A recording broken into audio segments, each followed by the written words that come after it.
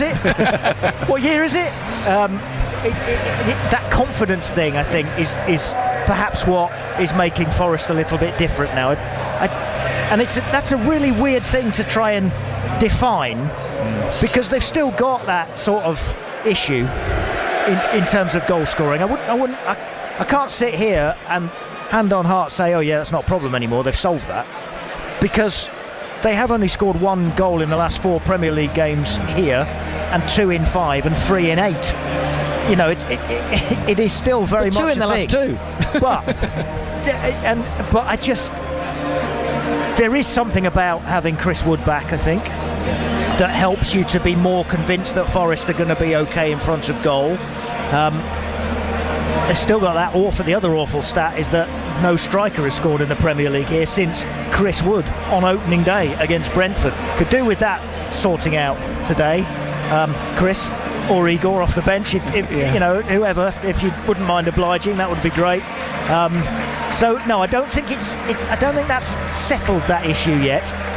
But I think the fact that they are unbeaten in a little while now, and the fact that they're through to the semi-finals of the Europa League, the fact they've got Chris Wood back, the sun's shining, it's at the City Ground, games are running out, I think all of that adds to their confidence and their belief, and that, I think, means they're perhaps going into games with maybe a little less trepidation, even if the stats don't entirely back it up yet. A few of the Forest subs have come out and made their way into the dugout. Just picking up on what Colin's just said there, James Perch. If you can't perform in conditions like this, the City Ground's pretty much full. The lower tier of the Brian Clough stand opposite in bright sunshine, the whole pitch in sunshine. The pitch is looking great. You've got a home game against a team who are struggling in the Premier League. I mean, it's set up for them, isn't it, to go out there and get a win and hopefully get a few goals to just null those fears of the amount of goals they've been getting here as well. Yeah, it's perfectly set up, like you said. The sun's shining, the pitch looks immaculate. You're playing against Burnley. The fans look like they're going to be noisy today. I used to love it when the sun was shining and a little bit of dew on the grass because the groundsmen have wet it. I just think it's perfect. I think you want to go out and put a show. It looks like that pitch looks like a show deserves to be put on there, and these Forest players hopefully go out and do it. Absolutely. Here we go then on match day from BBC Radio Nottingham. Massive game at the bottom end of the Premier League. 3 points would help put Forest 5 clear of Spurs in the Premier League relegation zone. They're up against the team second bottom in the table here. Kick-off and commentary on the way on 103.8, 95.5 FM digital radio, and today on BBC Sound, so you can listen on your phone or you can listen on your smart speaker at home. Forest Burnley on BBC Radio Nottingham. On the way, your commentary team, the former Reds defender James Perch and Colin Fray. Here's Anderson breaking forward. Oh, and he fires it in from just outside the penalty area. Elliot Anderson scores a first Forest goal. Chris Wood, Trent End, runs up now, right foot, low into the corner. Another hat-trick for Chris Wood. Into the bottom corner from the edge of the penalty area. Wouldn't you just know it? It's the Forest captain, Ryan Yates. In it comes, and headed by Milenkovic is in. Nikola Milenkovic scores his first Forest goal. Hudson-Odoi cutting in onto his right foot. Yes!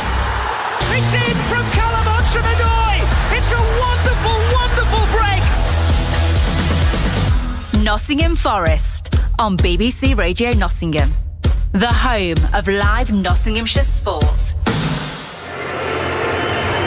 The teams are out here at the City Ground. Forest led out by Morgan Gibbs-White. Kyle Walker is the head of the Burnley line, which Gibbs-White is just leading his team down for the respect handshakes ahead of what feels a bit make or break as far as Forest are concerned. Not yet must win, not anywhere near must win in the literal sense of the word, but somehow you just feel that they must win. Don't you, James Perch? Yeah, it just feels like that sort of afternoon. It does, definitely. Playing against Burnley, who are struggling, probably think they're already down. With the chance of going 5 points clear of Tottenham, I think it's a must win. like you said. Well, the Forest tracksuit tops are coming off to reveal their red shirts, white shorts, red socks. Burnley in a change strip today of all pale blue, very sky blue. Oh, beg your pardon, not all, but the tops and the socks are the tops and the shorts are. The socks are white as they break away towards the right-hand side, and about 1,000 or so of their supporters.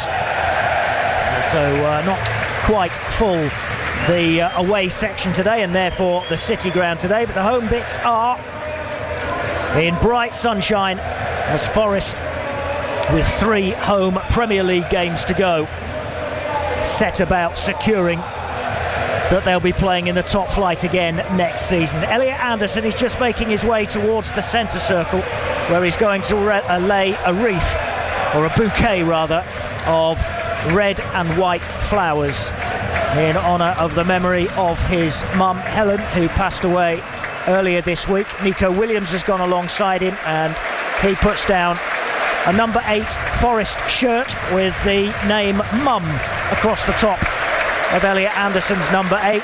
There is a big handshake and a hug from Nico Williams for Elliot Anderson as he makes his way, and they both make their way to the edge of the centre circle to join a moment's applause from the Burnley players, the Forest players, and all the crowd here at the City ground on their feet, with a good show of support for Elliot Anderson to the memory of his mum. As now I think that was all unofficial, but I think we're now going to start officially the touching moment for Elliot Anderson. All of the substitutes and the Forest coaching staff and several members of staff are stood along from the technical area and beyond it, as are all of the Burnley staff and substitutes as well. As the Forest family comes together to try and help Elliot Anderson through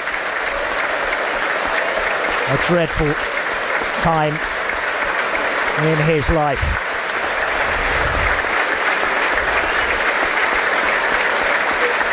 The Burnley fans join in too, and the referee Thomas Kirk, who might be a new name to you in terms of Premier League officiating, blows his whistle, and we'll go straight into the Forest anthem. Mull of Kintyre starts to be belted out. There is a display away in the Trent end, away to our left-hand side. All of the supporters have been asked to hold up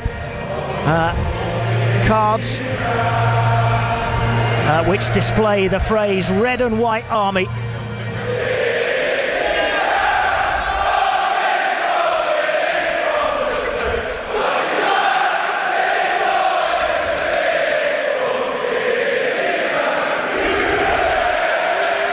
And the scene is very much set for a crucial Premier League afternoon of football here on the banks of the River Trent. The Forest family coming together to remember Helen Anderson, to support Elliot Anderson, who is the man who is going to kick off. He kisses his shirt, Elliot Anderson, as he just gets ready to take the first kick of this afternoon's game. They've changed ends. Forest are attacking the Trent end in the first half, so Kyle Walker, the Burnley captain, you'd imagine, has won the toss. The Forest fans chanting Geordie Maradona as Elliot Anderson gets us underway and sends it back to Matt Sells, who plays it long downfield, headed away by Burnley. Then Zion Fleming gets a header in as well, but Forest pick it up on the far side through Ola Aina. He's challenged, and out it goes for a Forest throw inside the Burnley half. Good atmosphere around the place. The fans know how important today's game is. The players do too, as Aina throws on towards Chris Wood's head, but it's knocked away by Ekdal towards halfway. Zion Fleming gives the ball away to Sangare. He hooks it forward, and Ekdal wins that header as well, but it goes straight back to Sangare. And now here is Anderson just inside his own half to send it left-hand side for Nico Williams. I'm aware I haven't given you the teams yet. We'll do that as soon as there is a break in play. Here's Anderson again, dropping deep between the two centre-halves and playing it wide to the right for Aina, just inside the Burnley half. Backward quickly closed down and fouled by Gwilinci Hartman away on the far side. Forest right. He felt that, did Dylan Bakwa. Early free kick for Forest, who have Matt Sells in goal, Ola Aina, Nikola Milenkovic, Murillo and Nico Williams as the back four. Elliot Anderson and Ibrahim Sangare in front of them. Dylan Bakwa starting on the right, Amari Hutchinson on the left, with Morgan Gibbs-White, the captain, in between them in the number 10 role behind Chris Wood up front. Chris Wood fit to start, despite that really bad challenge on his knee on Thursday night, which led to Jan Bednarek being sent off early for Porto, and Murillo fit as well, despite ending that game limping. No Callum Hudson-Odoi amongst the substitutes, nor Dan Ndoye. Morato, Taiwo Awonyi, Nico Dominguez, Igor Jesus, Ryan Yates, Jair Cunha, James McAtee, Luca Netz and Stefan Ortega on the bench. We're back underway as Elliot Anderson heads forward from midfield, but that's going to go all the way through to the Burnley keeper, Martin Dubravka. Just one change for them from last weekend's 2-0 defeat by Brighton. Kyle Walker in at right back, with, as I say, Martin Dubravka in goal. Walker comes in for Bashir Humphreys. Otherwise they're unchanged. Yalmar Ekdal, Maxim Estev and Gwilinci Hartman making up the back four. James Ward-Prowse and Florentino, the Portuguese, in midfield. Then Marcus Edwards and Jaden Anthony wide, with Leslie Ugachukwu in behind Zian Fleming in the forward positions. Here's Nico Williams for Forest, finding Anderson, who very cleverly takes the ball away from Ugachukwu with a little bit of a juggling and then a volley past him. And back it goes to Sells, who clears.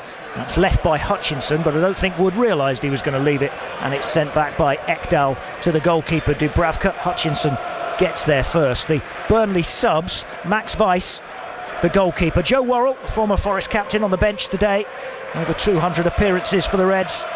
Jakob Brun-Larsen, Lyle Foster, Bashir Humphreys, Loom Chowner, Armando Breuer, Josh Laurent and Mike Trésor. 3 minutes played, it's 0-0, and Forest have seen most of the ball in that opening 3 minutes. Murillo here closed down by Ugachukwu, and it goes out for a throw to the Reds halfway inside their own half. Seen a lot of the ball, but neither goalkeeper troubled so far. James Perch. No, I think Forest have started right. I think I can see how Burnley are going to play. Looks like they're going to play a lot of back to front football. It's not going to be much play throughout the midfield, so Forest defenders are going to have to be on their toes, and hopefully Forest can control this game in possession and try and get more shots and more goals than we're used to. Here's Anderson linking up with Hutchinson with a little back heel halfway inside the Burnley half. Very tight to this near touchline though, and Hutchinson loses out. Murillo with a very strong challenge on Fleming, but then it comes back to Zian Fleming. Williams getting back to him, but he's put his cross in from the right hand side. Hits the corner flag and goes out for a Burnley corner after 4 minutes. First set piece threat to come from the visitors. There's already been a goal at Villa Park. Aston Villa leads Sunderland by a 0-0. Ollie Watkins on target. No goals Everton, Liverpool. Of course, it's the huge game at the top. Manchester City, Arsenal coming up at 4:30 this afternoon. Corner then to Burnley, which James Ward-Prowse is going to take. Set piece specialist from the right hand side, right footed, edge of the 6-yard box. It's headed away by Milenkovic. Might come back here to Ward-Prowse, but he's lost out to Amari Hutchinson, who nicks it forward away from Ward-Prowse, and Florentino was covering. And so Forest end up with a throw just inside their own half. That's the threat. Set pieces with James Ward-Prowse. He's impressed in that department since he moved to Burnley. On loan from West Ham still. Made the move in the January transfer window. Marcus Edwards sends this forward to halfway, but Jaden Anthony, the former Bournemouth man, unable to control it, and back it goes for Milenkovic to find Murillo midway inside his own half. Good ball forward to Nico Williams, who's breaking the line, sends it forward to Wood, lays it off first time for Gibbs-White, who couldn't get away from Florentino, and then it's thumped forward by Hartman, the Dutchman, from left back. Murillo gets his head to it once and then twice. Headed it up in the air, and Edwards was lurking, but then he headed it again firmly back to the goalkeeper. and 6 minutes have been played, and it's 0-0. And it's Nikola Milenkovic for Ibrahim Sangare. Sangare sends it long forward towards Chris Wood, who controls down the right wing and then stabs it backwards to Bakwa, who finds Anderson in space in the middle of the Burnley half. Sends it first time away to the left for Williams on the overlapping run. Williams runs against Marcus Edwards, tries to go outside him, goes down. I think Edwards probably played the ball, then it goes out of play for a corner. Will be a corner to Forest. Don't think there was any suggestion of a penalty in there. It's a good battle between Williams and Edwards. Ends up with Forest getting a corner. Yeah, it looks like Kyle Walker just overcovered his centre half there, which gave Nico Williams plenty of room down this left side here, which Anderson played out first time. And yeah, he got Edwards in the box, but I didn't think it was a penalty, but we'll settle for the corner. So Forest's first chance with a set piece. 7 minutes into the game, in front of the Trent end in bright sunshine. It's Nico Williams to take from the left hand side. It'll be right footed, and it's gone high beyond the back post. Backpedaling away is Nikola Milenkovic. It goes over him, and Zion Fleming wants this just to run out of play, and it has done. See what the target was, can see what the plan was. Didn't overhit it by much, but just a couple of inches over Milenkovic's head, probably due to the attentions of Zion Fleming, the big Dutchman, just behind him at the back post. And a goal kick for Burnley, who don't seem in any great hurry, with Martin Dubravka deciding against playing out from the back, and sends it long from left to right. Fleming underneath it, just backs into Murillo, and it's cleared up by Milenkovic, who lofts it forward again towards halfway. Ward-Prowse's header forward is brought down by Sangare, who's fouled by Florentino, and it'll be a Forest free kick, which Aina wants to take quickly, and he has done, out wide to the left-hand side, but over the head of Hutchinson and out of play for a Burnley throw. Referee today is Thomas Kirk, who, as I say, might be a new name for you in terms of Premier League football. He's making his way rather quickly through the leagues, mostly championship games this season, but this is his 5th in the Premier League. VAR today, Michael Salisbury. Aina wins this well on halfway, away from Anthony. Sangare tucks it back for Milenkovic. It's 0-0 after 9 minutes on Match Day from BBC Radio Nottingham. Here's Nico Williams down the left-hand side, sending the ball back for Murillo. And he, in turn, goes back for Sells and gives it back out to Murillo once more. And Murillo's attempted ball forward is cut out in midfield by Florentino. I say cut out, it was straight at him in the centre circle.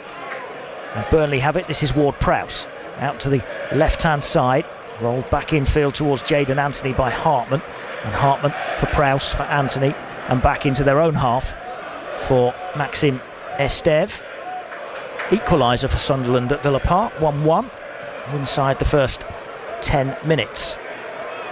And it's Chris Rigg who scored for Sunderland.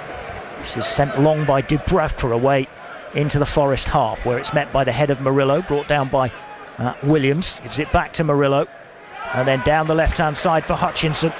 The Burnley bench suggesting that had gone out of play as Anderson tries to thread it through towards Chris Wood, who is making the run, but it's just overhit and goes through to the goalkeeper. And Burnley have it once again with Walker.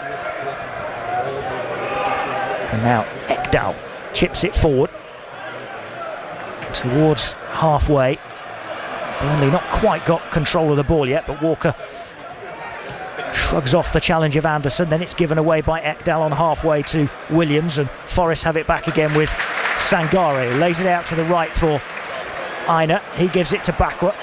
Bakwa tucks it back again for Ola Aina and makes the run in behind. Aina tries to find him but overhits it with the long ball forward. Forest not quite got their range with the passing yet, but they're looking inventive. Yeah, they're definitely looking forward there. Anderson, a couple of minutes before, tried to play through ball through to Chris Wood as a right pass, just overhit it. Aina doing very similar there, just overhitting his pass. But Forest looked very good out of possession. The pressing Burnley and making them kick it long, and even when Burnley had a good spell in Forest half, they managed to work it all the way back to Dubravka. So Forest's shape looks really good. Here's Ekdal struggling with a bouncing ball, lofts it back to Dubravka. It's bouncing in front of him, and he has to come out towards the edge of his penalty area and volley it, slices it out of play, and it'll be a Forest throw. You can see that Burnley do not look a confident outfit, as this is blocked by Ugachukwu, and it goes out for another Forest throw near halfway. That's a word for Nico Williams from one of the Forest assistant coaches, Luis Miguel. And Williams throws down the line towards Chris Wood. Walker wins the header, almost comes to Gibbs-White, not quite, but now Anderson nods it forward again. Ilmar Ekdal gets the ball clear. Aina picks it up before it reaches halfway, but stabs it back into his own half for Nikola Milenkovic. And he clips one long towards Anderson, who's well forward. Ekdal heads it away from him, comes down though for Gibbs-White. Can't get away from Florentino again, Gibbs-White, and now Ward-Prowse for Burnley. Away towards the left-hand side. Anthony tucks it infield for Kvilinci Hartman. And now Ugachukwu lays it off for Kyle Walker. Gives it back to the Frenchman, 10 yards inside his own half. Plays it round the corner to Marcus Edwards. Well won by Anderson. Williams now for Gibbs-White inside the centre circle. Gibbs-White turns and lays it right-hand side into the path of Bakwa. Bakwa with a chance to run into the penalty area. Is going. Couldn't beat Hartman. Tried to go on the outside. Hartman took it off him. And Jadon Anthony chips it forward. Sangare is in the way before it can reach Fleming, but Sangare can't keep hold of it, and Burnley do have it. Send it back to Hartman again. Rolled infield to Estev, and he gives it back into his penalty area for Dubravka. And played back to the Slovakian goalkeeper by Ekdal. 13 played, 0-0 the score. And Burnley in possession with Maxim Estev at walking pace, 10-12 yards inside his own half. Plays it down the left-hand side for Hartman, into the feet of Fleming, well won by Murillo.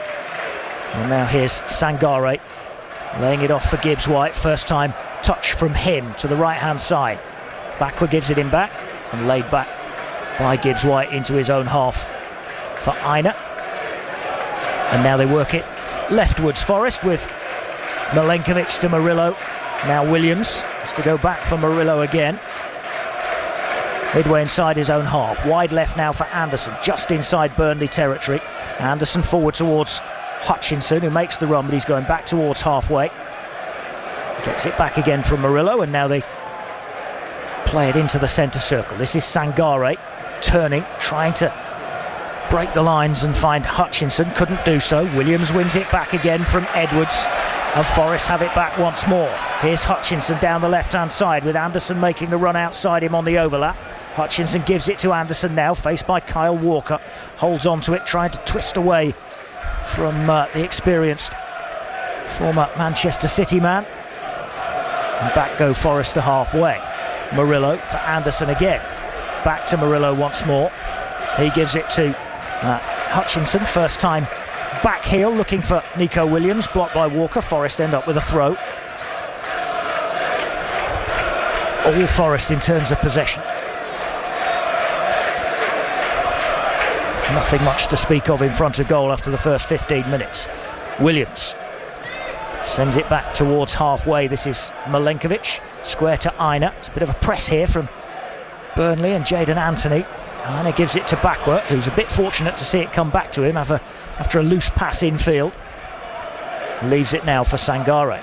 Into Wood, who gives it to Bakwa first time, but the cross gets Hartman to quickly get in between the ball and Bakwa.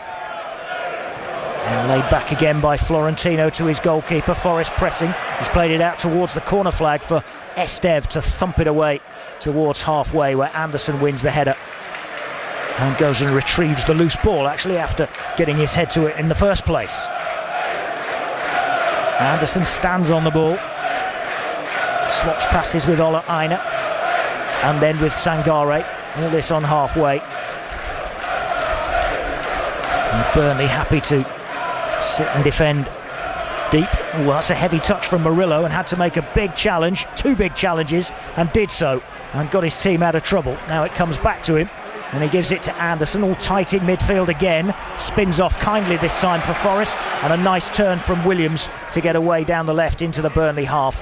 Turns and stabs it back for Anderson, and Forest have regained control of the ball. This is Sangare for Anderson, 10 yards into Burnley's half, lays it into Gibbs-White, who shows too much of that to Hjalmar Ekdal. And then Sangare and Anderson battling in midfield again. Sangare though has brought down Fleming, and it'll be a free kick for Burnley, 10 yards inside their own half. 16 gone, 0-0. Yeah, Forest look very good in possession. It's just those little things there that I was talking about before the game. Don't give Burnley anything. Murillo loose touch, almost got caught.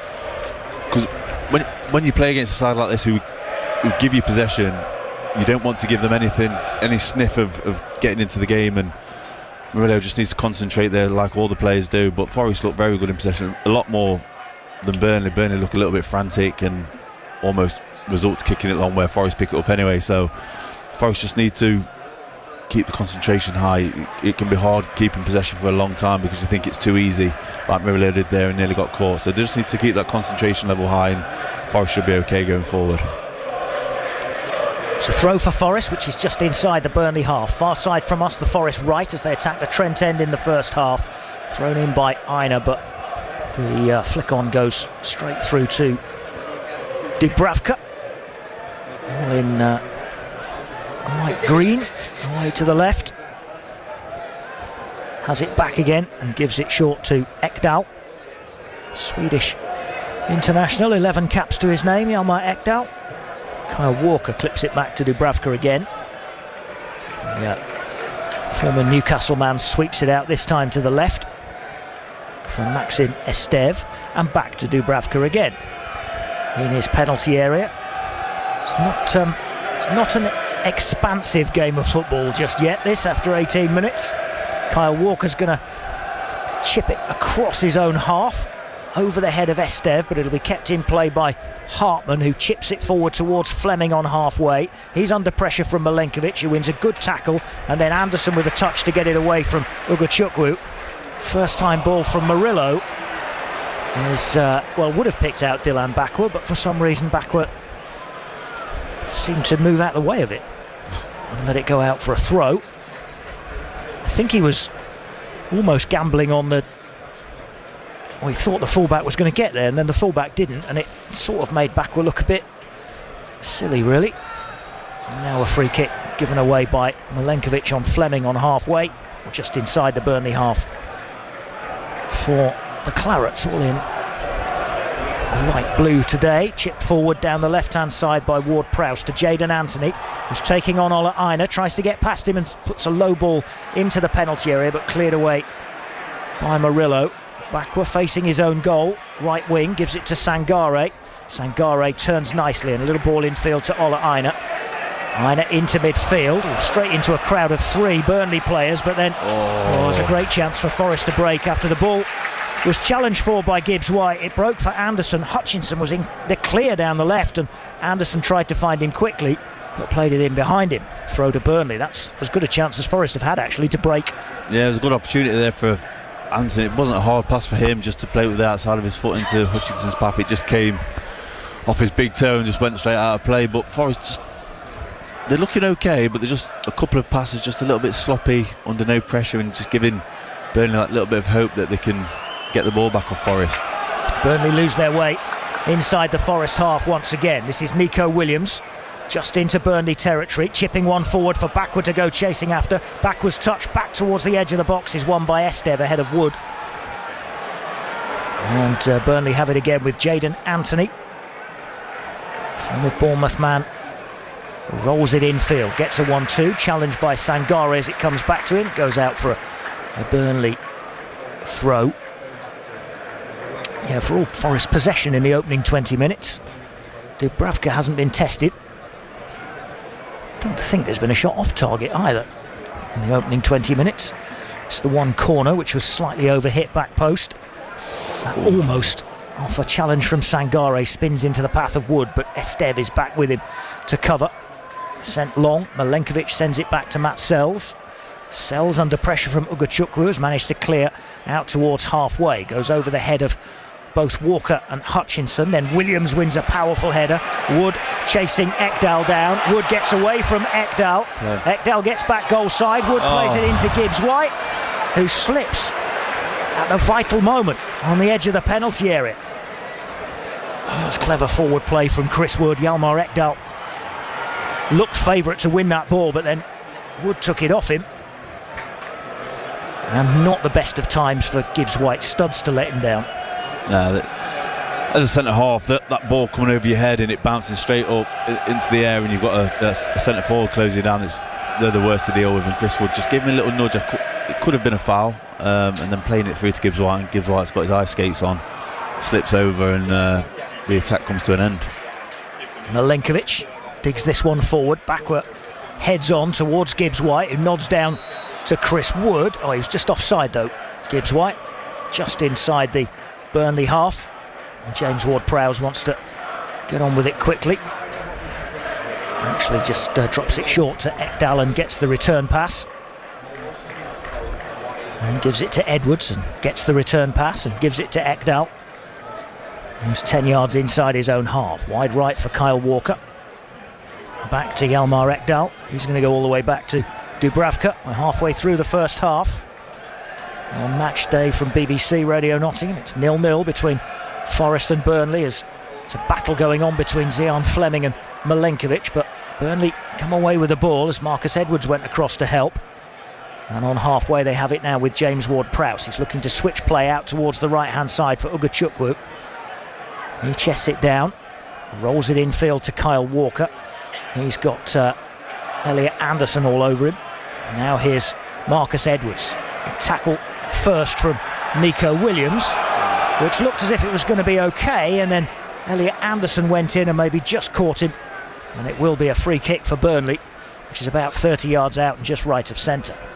Yeah, dangerous one this is. Obviously James Ward-Prowse on the pitch, probably going to take it maybe a little bit too far out for him, but this is what Burnley are going to play for: set pieces, corners, deep free kicks. All the centre halves will go up into the box and cause problems for Forest. So Forest just need to be aware of this, because this is going to be a huge part of Burnley's game plan this afternoon.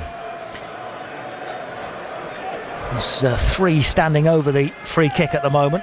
Just like with everything else, Burnley in no hurry to take at all. As I say, it is it's almost exactly 30 yards, 12 yards outside the penalty area. And James Ward-Prowse, not surprisingly, is the man who has been left to take the free kick. Eventually walks up to the ball again and then walks away from it again.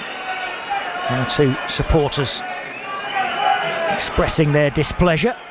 In it comes from Ward-Prowse. He's actually gone for goal, and he's forced the save from Matt Sells, which is a smart one, down away to his right to parry it away along the touchline. Didn't go out for a corner, and then Ola Aina wins it and sends it forward towards backward. He can't control it. James Ward-Prowse has thumped this forward, real old up and under, which Ugachukwu goes chasing after, but then gives up on it as it's too close to Matt Sells. Smart save in the end. It was not particularly hard hit, but I think it was deliberate from Ward-Prowse. It was just placed to bounce right in front of him very awkwardly at his right-hand post, and he did well to deal with it, Sells. Yeah, it's just the one that dips right in front of him, bounces, can make it awkward for a goalkeeper, but his concentration was high and managed to parry it wide, which was turned out to be a very good save, because they can be difficult for goalkeepers. The one that just dip in front, you can misjudge it and it can bounce over you and go in. So yeah, well done, Matt Sells. And now Forest have a throw inside the Burnley half. It feels a little bit slow at the moment. There's not huge urgency, there's no urgency at all about Burnley. It seems a great deal of urgency at this stage about Forest either. I don't know if they're feeling the effects of Thursday night. It's a throw for Nico Williams. In it goes towards the near post, looking for Wood, who gets his head to it. Or does he? Because Williams is leaving that. No, he has kept it in. I thought it was off Chris Wood, but then he loses out to Marcus Edwards. And it's cleared by him and off Elliot Anderson and out for a Burnley throw. I think Williams might have got a call. I think he thought he was going to leave that to go out. That's what it looked like. And then he decided to play it, and by that time Marcus Edwards had closed him down. Yeah, Burnley are taking an age to do anything. Yeah, they are. But what Forest need to do is when it's their turn to get the ball back into play, I think they need to get there quick and get it back in the pitch quick. Don't fall into the same game plan as what Burnley are doing, because it'll suit them down to the ground. Here's Hutchinson for Forest, left wing, 3 around him, still going. Wide left, turns it back along the line for Elliot Anderson. Good ground made by Hutchinson, kept possession under real pressure. And now Forest go back again towards halfway. This is Nico Williams. Back it goes to Murillo on halfway. Now Milenkovic for Sangare. Sangare out to the right hand side. This is Ola Aina, shoves it down the right wing for Gibbs White. Gibbs White challenged out of it, and Hartman clears for Burnley down the line towards Zian Fleming. He and Sangare do battle. Down goes Fleming. Referee Thomas Kirk says that'll be another free kick for Burnley. Just inside their own half. No, just inside the Forest half by the time Hartman's picked it up and carried it forward a couple of yards and plays it short and gets it back again from Florentino. Back it goes to goalkeeper Dubravka via Maxim Estev. Dubravka now for Hjalmar Ekdal. 0-0, 27 played. Ekdal into midfield. Zian Fleming gets to the ball first. Then Edwards goes down under the challenge of Anderson. It's yet another Burnley free kick. And we might only be 28 minutes in, but I can already begin to sense a little bit of unease and frustration. Yeah, and the longer the game goes on without Forest having a real attack or a real shot at goal, the more confidence Burnley will get out of this game that they can get something out of it. And Forest need to squash that. They need to go hell for leather really and try and get that goal, or have at least a shot on target, or show some urgency. I think that's what they're lacking. Yeah, there's not a lot of tempo about Forest. As Sangare wins a free kick for his side, takes it short and square to Anderson just inside his own half, and out to the left it comes for Nico Williams. He has to go backwards for Murillo, then Milenkovic. Milenkovic turns the ball back to Sells. Sells scoops it into midfield, but Ward-Prowse heads this forward. Fleming is well offside and knows it, so leaves the ball alone, and it comes all the way back through to Sells. And you can hear it.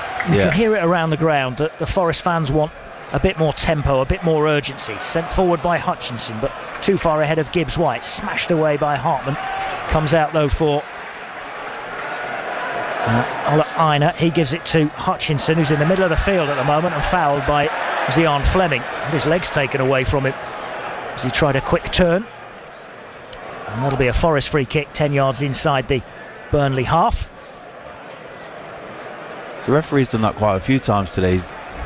When he has given a foul, he's almost waited a couple of seconds just to see if there's an advantage or not, or just to make sure it is a foul, and then he's blown. He hasn't blown up instantly, which I think is quite good, because sometimes referees blow up too soon and Forest could be on the attack or whatever. So I think the referee's had a good game so far.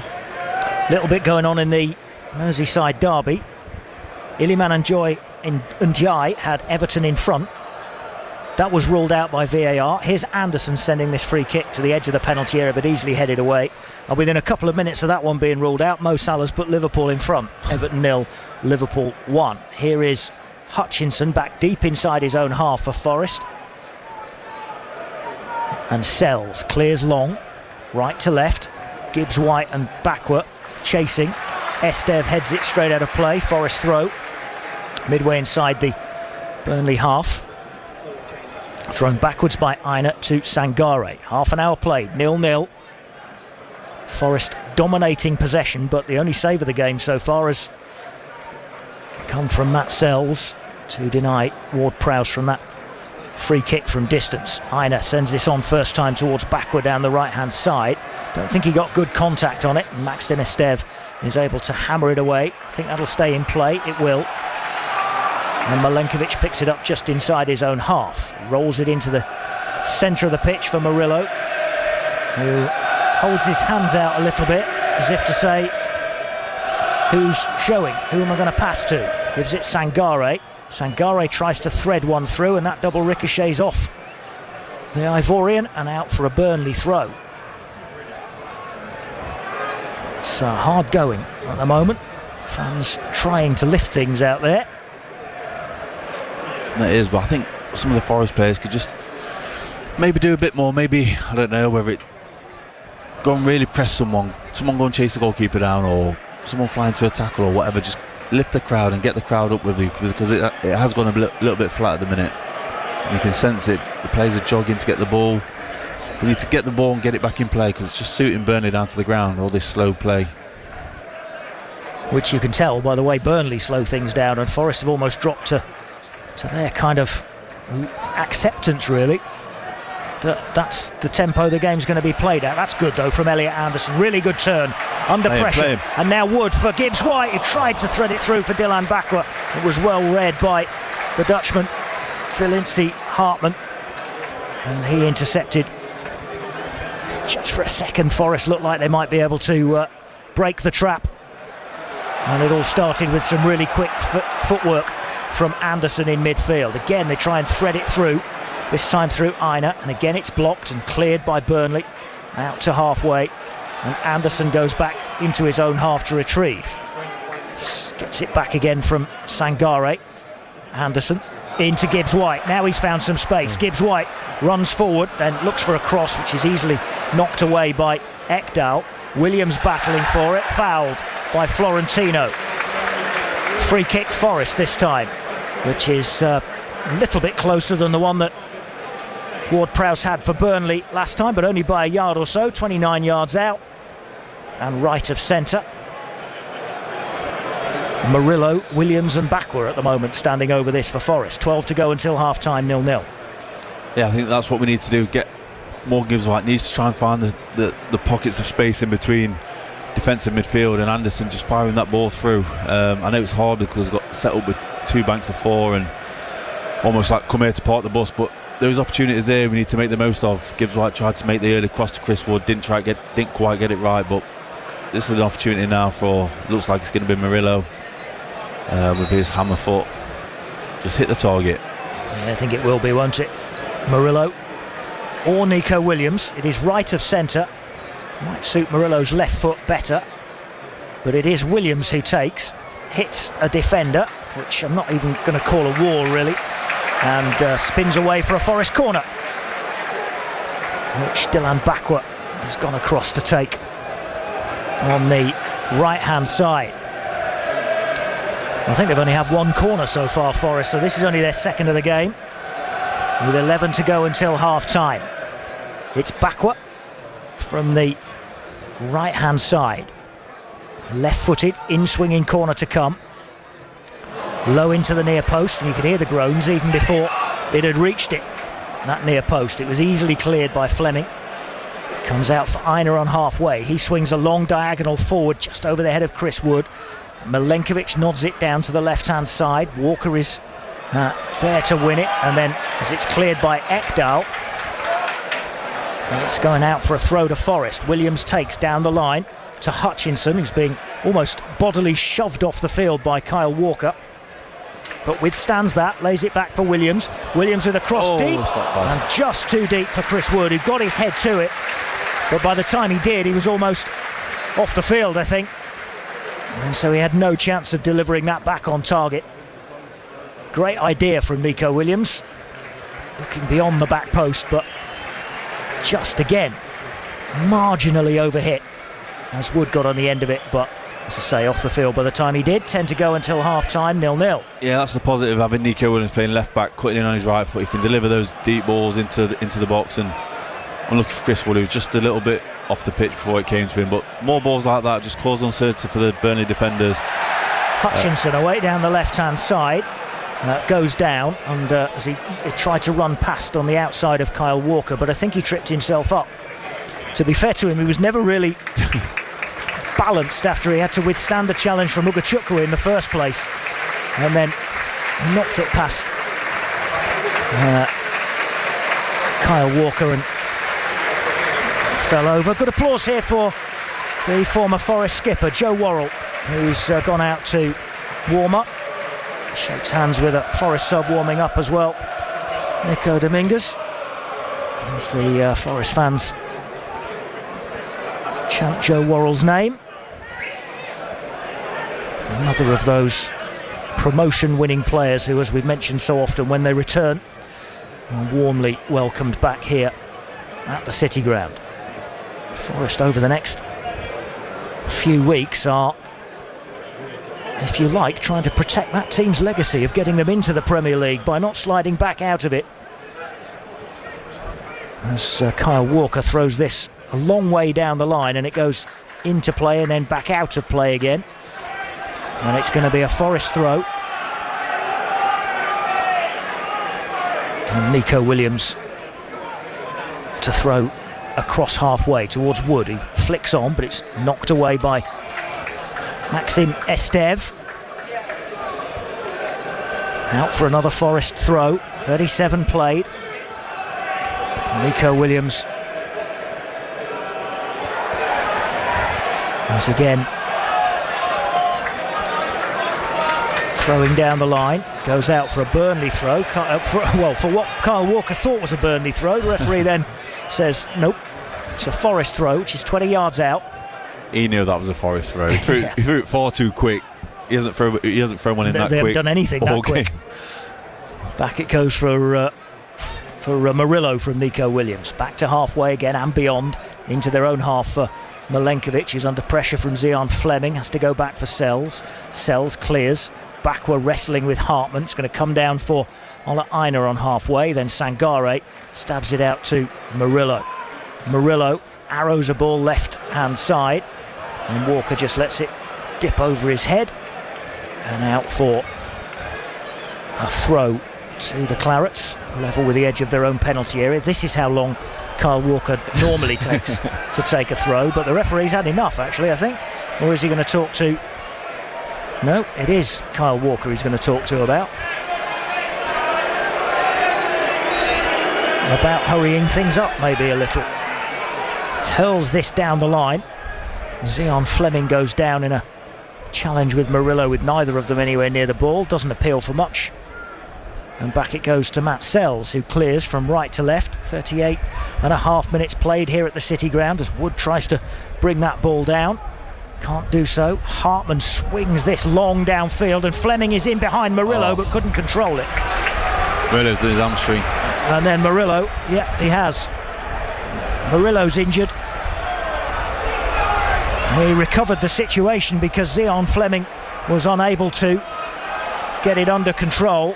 And Forest are playing on here, but they don't want Burnley breaking with Murillo a passenger at the back. That looks like Murillo's season done.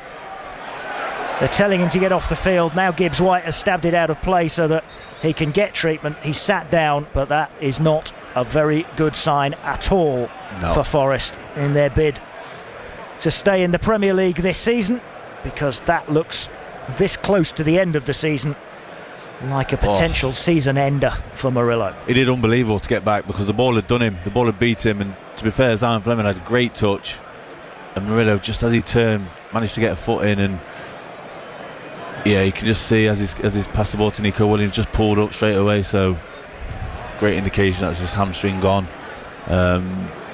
Yeah, probably going to miss the rest of the season. If it is, I've seen Murillo get stretchered off on the back of an ambulance and come out for the second half, so I'm not ruling him out. Exactly that. Just in the way he pulled up, clutching the back of his hamstring. And of course there are grades of hamstring injury, but really even the lightest of hamstring pulls is certainly a few weeks anyway. Yeah. And the message is just coming back to the dugout, but they know Jair Cunha's ready. He's already got his tracksuit top off, and he's ready to come onto the field. I mean, no stretcher or anything for Murillo. He's going to walk off under his own steam. But any hamstring injury at this stage of the season is obviously bad news for the player concerned, and in this case, bad news for his club as well. Murillo limps off, 41 minutes played, it's still 0-0, and Jair Cunha, who has impressed, is going to come on with 4 minutes to go in this lacklustre first half. Yeah, Jair Cunha, I've been impressed with him when I've watched him the last couple of games that he's played. I think he's quick, he's obviously very tall, perfect for a centre-half really. Yeah, he's done really well. I've been really impressed for such a young age. Just a shame for Murillo now, because if it is that serious, which I think it looked it, I don't think we'll be seeing Murillo again this season. Let's see where he heads for. Dugout or tunnel? Tunnel by the looks of it. Tunnel and dressing room. And Burnley restart play by giving Forest the ball back after Gibbs White had knocked it out of play so that Murillo could get his assessment and then the substitution could happen, and so Forest now have it back inside their own half. This is Ola Aina playing it forward to Gibbs White, who's found himself some space, gives it infield to Sangare on halfway, and he stabs it forward to Hutchinson, who's now on the right. They've switched wingers. Hutchinson taking on Hartman, gets almost to the byline, turns it back now for Aina, stabs over the first time cross, headed away by Florentino. Forest pick it up again with Anderson linking up with Aina. Anderson fouled by Florentino, and now Forest have another free kick. This is only 5-6 yards outside the penalty area and wide-ish right. Yeah, I don't mind the change of wingers there. Hutchinson's not got much change out of Kyle Walker like so many wingers over the years have done. He seems to lock him up even though he's getting older. He's still kept his pace, so he's very tough to get past. So giving Kyle Walker a different problem and sending Hutchinson on to the other side, I don't mind that at all. A couple of minutes left of normal time at the end of the first half. It's Forest 0, Burnley 0. Dylan Bakwa and Elliot Anderson standing over this free kick, which is sort of inside right channel. And it's going to be taken by Anderson, right-footed, 6-yard box over the head of Chris Wood. And here's the target at the back post. And Kyle Walker takes it away from Ibrahim Sangare and up towards halfway with his ball towards Marcus Edwards. Now Florentino for Walker, and he finds Maxim Estev in the middle of his own half to jog forward up towards halfway, lay it off to the left for Jaden Anthony. He goes back into his own half, but under pressure by Hutchinson. Back it goes to Estev, back it goes to Dubravka, and Dubravka lays it out for Yalmar Ekdal. Ekdal finds Ugochukwu, back for Kyle Walker, and then Ekdal puts this high in the air. Milenkovic wins it well, down to the feet of Sangare, who turns nicely and stabs it forward towards Bakwa, who backheels to Nico Williams, left wing. Williams onto his right foot. That's it. Shape up the cross, but didn't. Gave it Bakwa instead. Bakwa does dig out a cross, back post for Gibbs White, who again slips as he makes contact with it, and it loops up in the air and is easy for Martin Dubravka. Yeah, you can see Gibbs White saying to Nico, cross it when you get the opportunity. Chris Wood's in the box, so we need those balls in there. It's not like before when you had Jesus, who's not bad in the air, but he's not Chris Wood. You need to get those crosses in the box when you get the opportunity. Cleared long by Dubravka. Jair Cunha wins the header, comes down for Bakwa, lays it off first time for Anderson, who's bustling forward, finds a ball down the inside left channel for Gibbs White, but again, just over hit, half a yard, and that enables Dubravka to come off his line.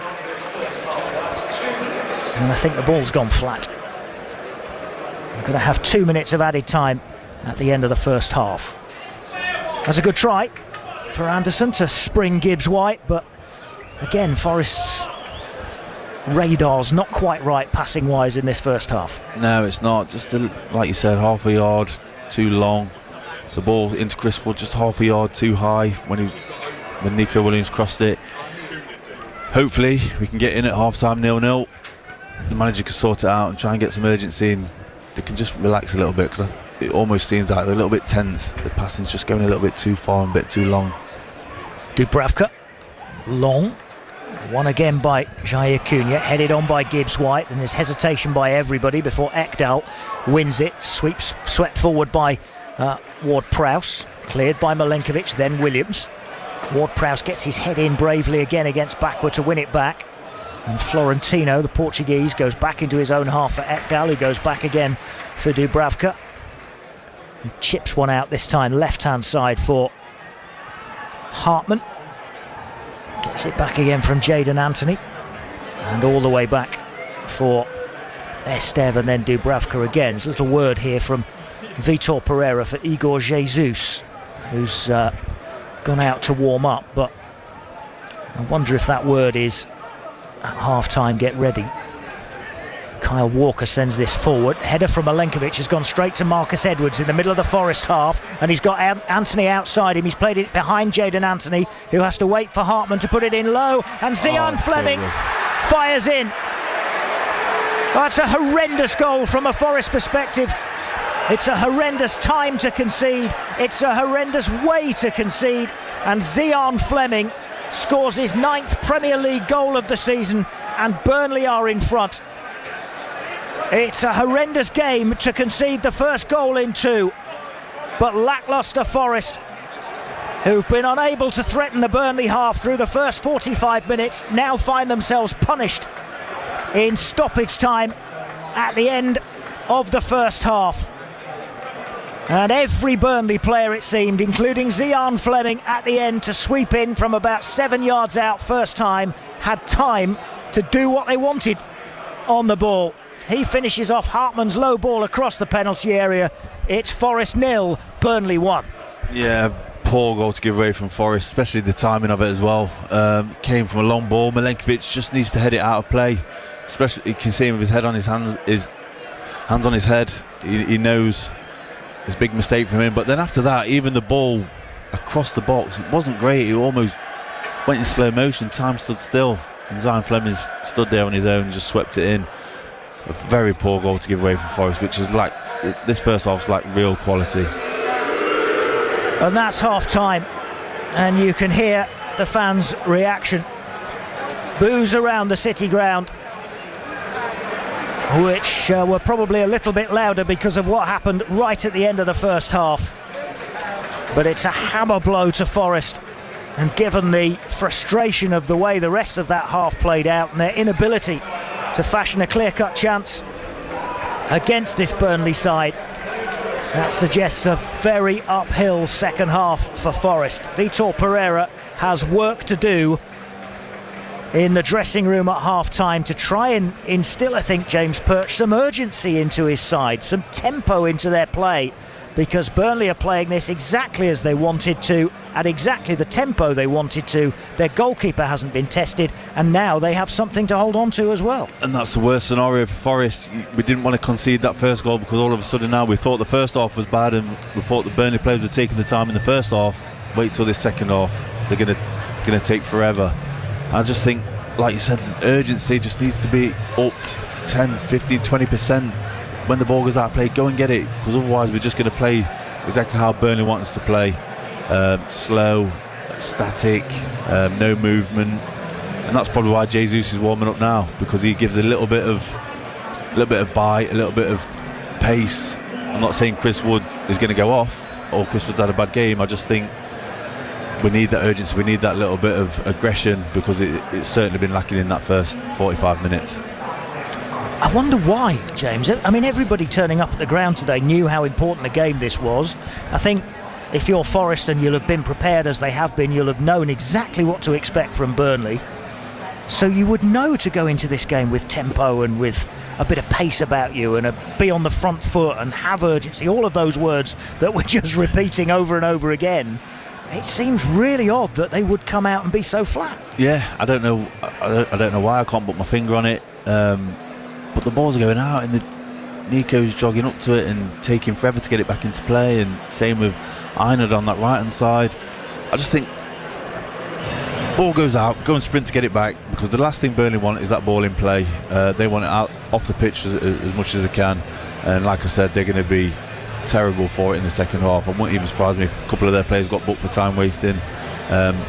because they've got us right where they want us, 1-0 up, backs to the wall, fans a little bit disgruntled, and they'll be loving this, Burnley will.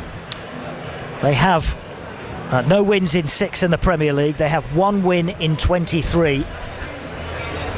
And they have faced the most shots on target. They have faced the most shots off target. They've conceded the most goals.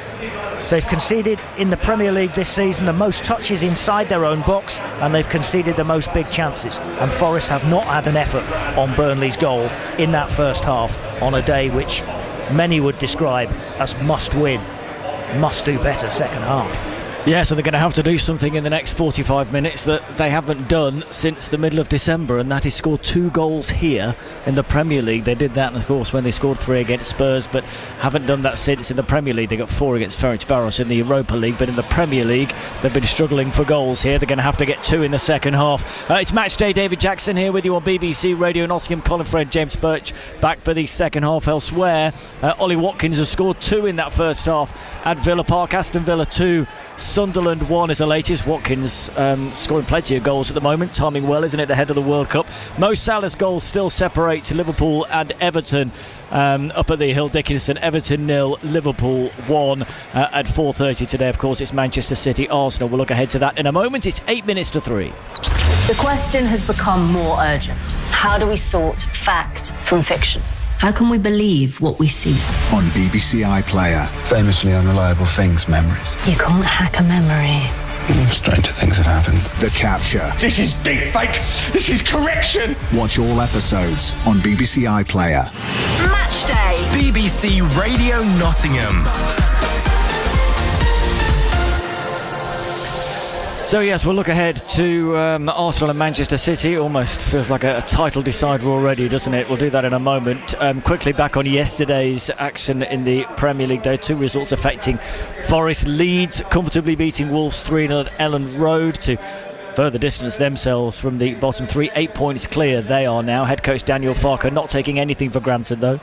I don't expect that too many will change in terms of the gaps, but what is good that we edge closer in terms of the points that we need to achieve our goals. Also that there's 1 game day less when they can catch us, and I still think we still need to stay with the foot on the gas and need to keep going, because there are strong teams also behind us who will try to chase us down. But to be there with 5 games to go on 39 points is a really good situation. But I still think that we need probably 1 more point, perhaps even more, but we will keep going. As for Tottenham's survival hopes, wow, they took a huge late blow when they conceded late to draw at home to Brighton to remain in the relegation zone. Brighton forward Jorginho Rutter scoring in the 95th minute. Spurs manager Roberto De Zerbi, in only his second game, says he's still confident his side will stay in the Premier League. Yes, because I watched the game, I watched the training. I know what they think, what they feel about this situation. We are lucky to work in this club, and we have to defend until the end what we have.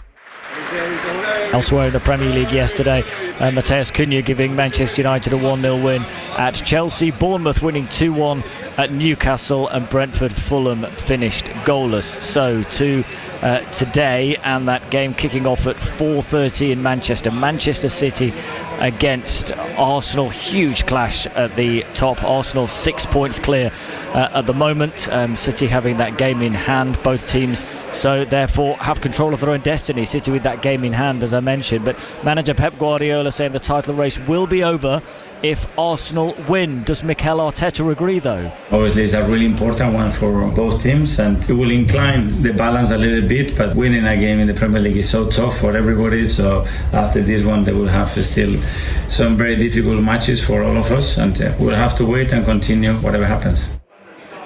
City boss Pep Guardiola agrees his side must win, and he's told his players to use that pressure. You need that pressure to compete good against that team. You need they have to know that if you don't win, it's over. They know it. We talk about that. We play with that. But at the end, play that game. You have to do something. No. What is the pressure? What does it mean if we don't win? We have to move our legs. No. We have to think about it. What's happened? We have to use our brain during the moment, and this is what we have to do. That game kicking off at 4:30 today. Locally, big defeat for Notts County, 2 in a row now, this time at home against Barnet, leaving them 2 points behind the automatic promotion places and sitting in 5th. Cambridge, who are 3rd, also have a game in hand. Huge blow for them after the 4-0 defeat away at Cambridge. This time a home game against Barnet and a 2-1 defeat. Ball in behind to Glover. Across goal and in. It's Shamanga with a little back heel flick from inside the 6-yard box. It was a well-worked corner routine from the away team, and Kabongo Shamanga's a man that can apply a little deft flick from inside the 6-yard box, and Barnet score first in this massive game for both teams at the top end of League 2. And now Norburn, that's a good little flick, finds Unlove in behind. Oh, he goes down, penalty surely, it is. Not's got a penalty. Aidan Green family stand end, 10 to go in the first half, an immediate leveller. It's the number 10, Jody Jones, left-footed. Up he comes. Scores! Bottom left corner. Keeper went the right way, went underneath him. Notts quickly grabbed the ball, run back to halfway again.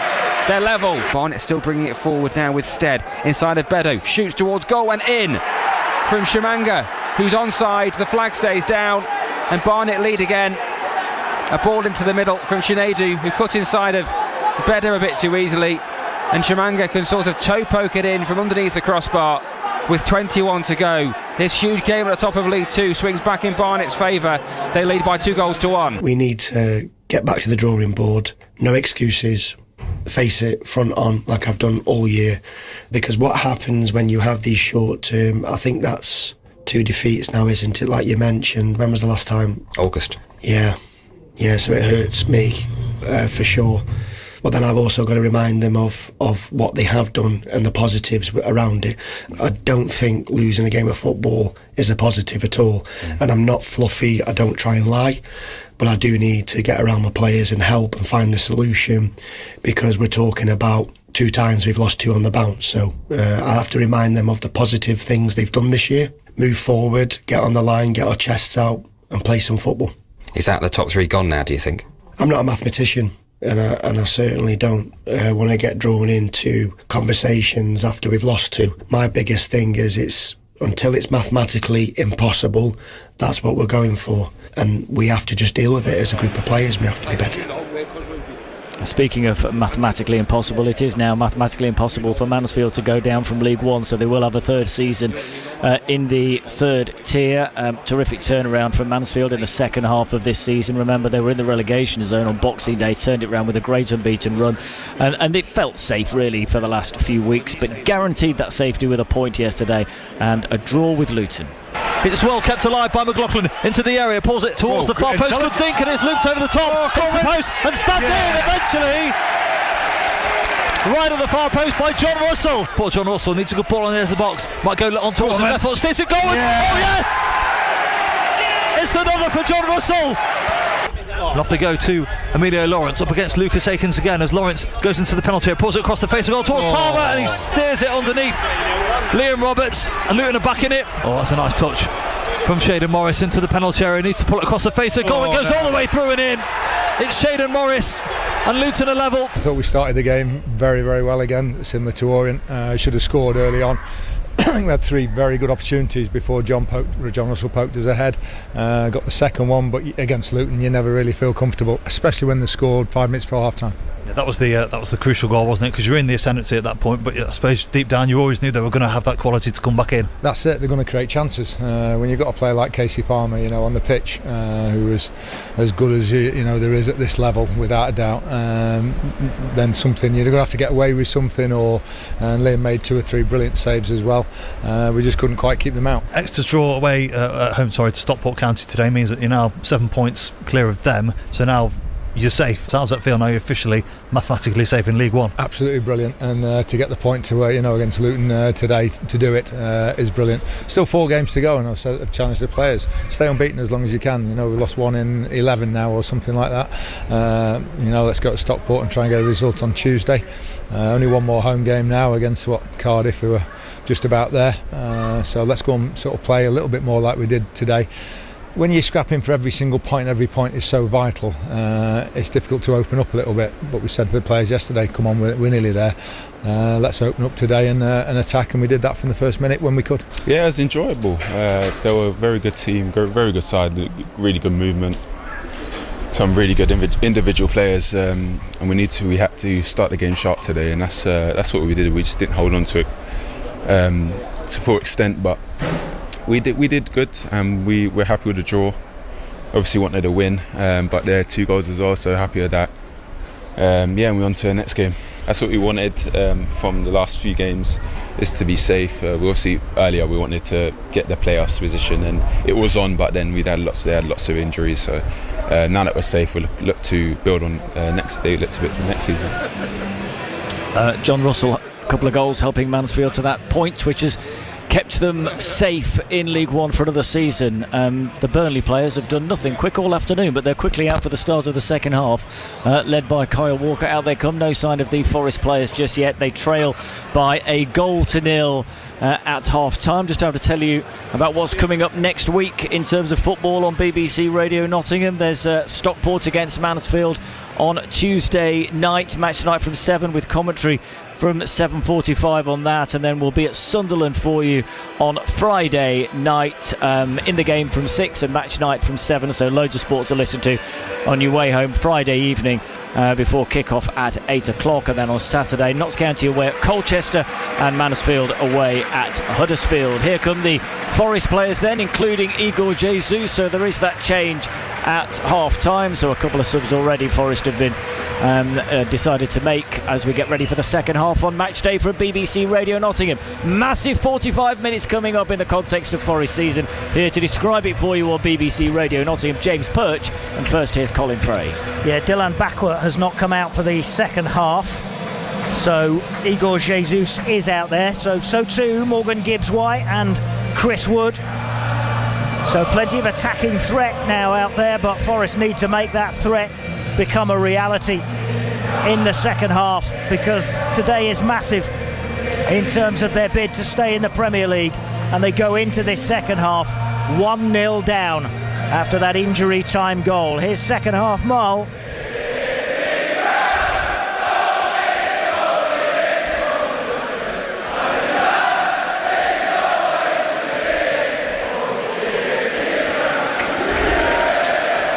I think there never is for the second half, but it's certainly not quite the enthusiasm as there was for Mull at the start of the game. As we get underway here with Burnley kicking off. James Ward-Prowse's kick-off is basically to go rugby union style and kick for touch, and then he has to do it again because I think the referee had either not blown his whistle or there was a Burnley player in the Forest half or something. But this is interesting.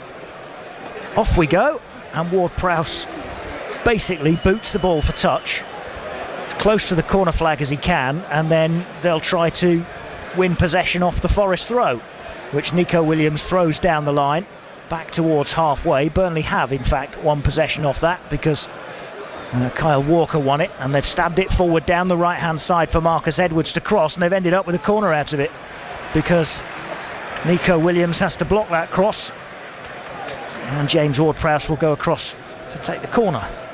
Don't think I've seen anything like that in the flesh, that sort of kick-off. Yeah, I've seen it a few times. I think PSG do it, so if PSG do it, then it's good enough for everyone. And I think a lot of people are trying to copy that, but for teams like Burnley, I understand it. For the teams who want to keep possession, I don't get it, but Burnley have got a corner out of it, so... Ward-Prowse to take from the right-hand side. This is drilled across. It's not very often you see James Ward-Prowse get a set piece wrong, but he massively overhit that. Burnley keep it alive through Hartman, but then his ball infield is cut out by Nico Williams. He clears downfield. Kyle Walker there first ahead of Igor Jesus, and knocks it back to his goalkeeper, who Jesus now puts under pressure, Dubravka. And Dubravka clears onto the head of Fleming. He wins the flick on, and Milenkovic goes and retrieves. So in this second half, Morgan Gibbs-White has gone across to the left-hand side, and Igor Jesus is playing effectively in the number 10 role.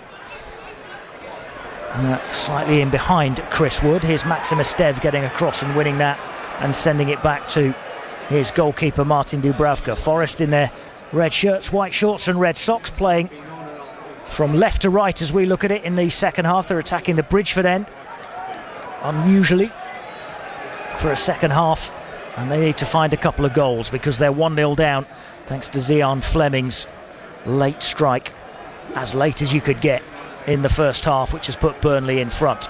This is Ward-Prowse out to the right for Ekdal.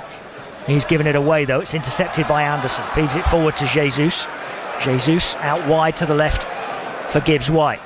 Gibbs-White rolls it infield. This is Sangare's 15 yards inside the Burnley half. Stabs it to his right for Jair Cunha, also well forward. Into Hutchinson.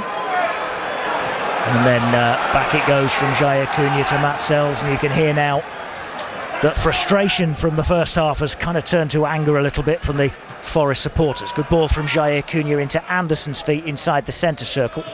And Cunha sideways for Sangare, who stabs it out left-hand side. Ola Aina is on the left at the moment, and he's firing over a cross, which is deep but too close to Martin Dubravka and easily claimed. I think that Ola Aina, Nico Williams switch is just because the ball's not gone out of play yet since they were defending a corner, and Williams found himself on this right-hand side. And I think they're just not reshuffled, not been able to reshuffle since then. And Fleming is closed down here by Milenkovic. It goes out for a throw to Burnley on the far side. They lead 1-0. 3.5 minutes into the second half. And Kyle Walker throws into Ward-Prowse. Gets it back. Sends it back to Hjalmar Ekdal. And Florentino quickly moves it on away from Elliot Anderson. Jesus has fouled Ward-Prowse, and a free kick for Burnley a few yards inside the Forest half. So Forest in the second half with Sells in goal. Aina, Jair Cunha, Milenkovic and Williams across the back four. Sangare and Anderson holding in midfield. Hutchinson right, Gibbs-White left, and Jesus in the 10 behind Chris Wood up front. 2 substitutes down. Murillo injured. Hamstring injury in the first half. 41 minutes in, and then 2 minutes into added time, Zian Fleming making it 1-0 to Burnley. So ending a pretty awful, lacklustre first half from Forest. This is sent forward by Hartman towards Fleming, who fouls Jair Cunha, and then has a bit of an accidental kick at Elliot Anderson as well. It'll be a free kick which is left for Anderson to take. Short towards Sangare, tries to find Jesus but cut out by Florentino. And Ward-Prowse away to the right-hand side. This is Marcus Edwards with Kyle Walker leaping forward ahead of him, and he uses him now, and Walker sends it across the penalty area, and it's blocked by Anderson, who's then fouled again by Zian Fleming, and it'll be a free kick for Forest. But 5 minutes into the second half, I'm not seeing signs of hugely injected urgency that we were talking about at the end of the first half, James Perch. Yeah, and with Jesus coming on, I thought he was going to play up there with Chris Wood. He looks like he's just took more. Here's a good run from Hutchinson, wriggling away from a couple of challenges, but then gets challenged, and Burnley have it back again with Florentino. Trying to link up with Jadon Anthony, blocked by Ola Aina. Great tackle by Elliot Anderson to win it back. And then Chris Wood finds Jair Cunha. Aina and Williams have switched again into their more normal positions. Here's Gibbs-White, forward down the left-hand side for Forest, with Williams outside him, but instead he's gone for the cross deep to the back post. Hutchinson gets to it, keeps it in play and knocks it back for Wood, who crosses, and whipped away by Ward-Prowse on the volley, with Wood hooking that across from a wide-ish position. It's nobody really inside the penalty area when he did cross. But the Forest fans encouraged just by that one attack, as Anderson tries to drill a diagonal ball across towards Nico Williams, but Kyle Walker heads it back to his goalkeeper Dubravka. Yeah, I was saying before, I thought Jesus coming on, he's going to play up there as more conventional 4-4-2. He's almost just took the space that Gibbs-White has left and gone on to that left-hand side. I think we can get after these centre-halves. I think everyone just needs to push up 5 or 10 yards so we can play the two up front. Don't worry about them playing too much through midfield. They haven't looked like they wanted to do it or look like they can do it in that first half. So just go up there and cause massive problems for their centre halves. I think Gibbs White playing on that left-hand side gives Walker the opportunity to overlap like he just has done. He didn't do it once in the first half because he knew Hutchinson's going to match him. But Gibbs White on the other side, I don't think he's going to be able to match him or be in the vicinity to match him. So he's going to have to be careful with that. But we need to get the ball forward. Anderson and Sangare are too deep here. Milenkovic and Jayakunya can do what they're doing. Yeah, they're on halfway just about. A few yards inside the Burnley half. Here's Aina chipping one forward to Anderson, trying to get forward, but Florentino is forcing him away from goal again. And to keep possession, he's going to have to come back along the line to Aina. He switches play out towards Jayakunya, who's to the left of the centre circle. Rolls the ball infield to Sangare. Early forward to Wood. Lays it off for Jesus. Shot from the edge. Blocked. Comes out for Gibbs White. Complete miss kick. That's a great chance. That's the best chance that Forest have had in the game. Gibbs White inside the penalty area. Just a couple of yards out diagonally from the corner of the 6-yard box. After the initial shot from Jesus was blocked, it spun off to Gibbs White. Slightly behind him maybe, trying to drag it back with his right foot. Complete miss kick wide. Yeah, I'm not going to say it's an easy chance or he should have scored, but he should have done a lot better than what he did. It's summed up his afternoon really, because he's been very loose in possession. He's slipped when he's had a couple of chances to go forward.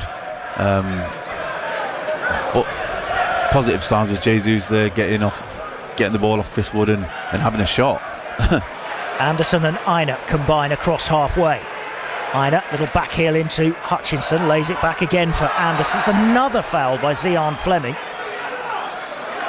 And free kick taken quickly. Now Gibbs White down the left-hand side. Rolls it infield for Sangare.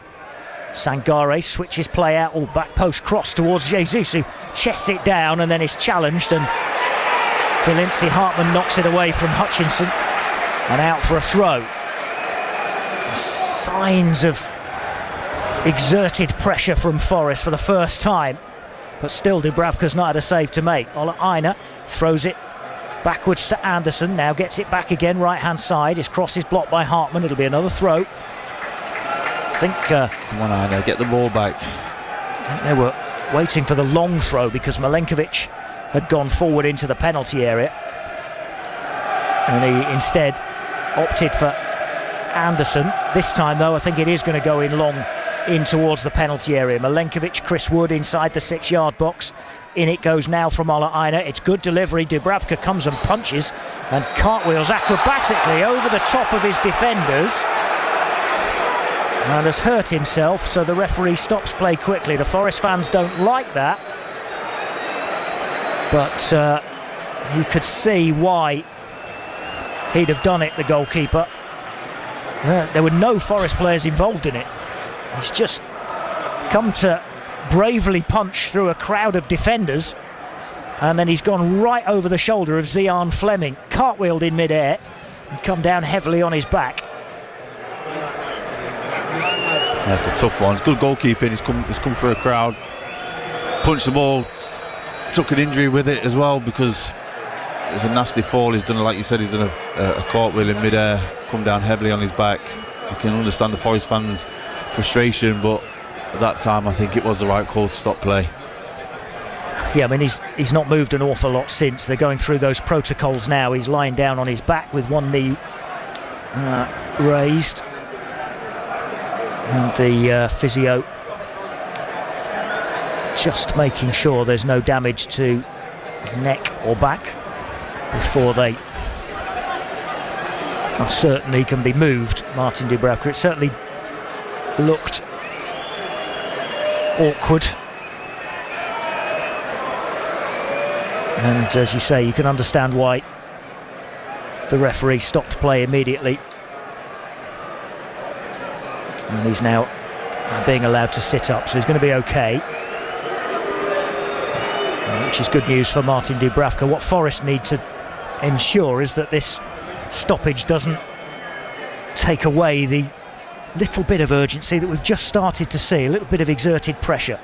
Yeah, we had a shot there with Gibbs White. Jesus had a shot which deflected to Gibbs White, and then we had another one where Aina clipped the ball into Jesus. It looked like he was half a chance, just couldn't sit down for him to take a shot. So it has been better this first 12 minutes, this second half, but we just need to keep it up, and once we get that equaliser, then go again, hopefully.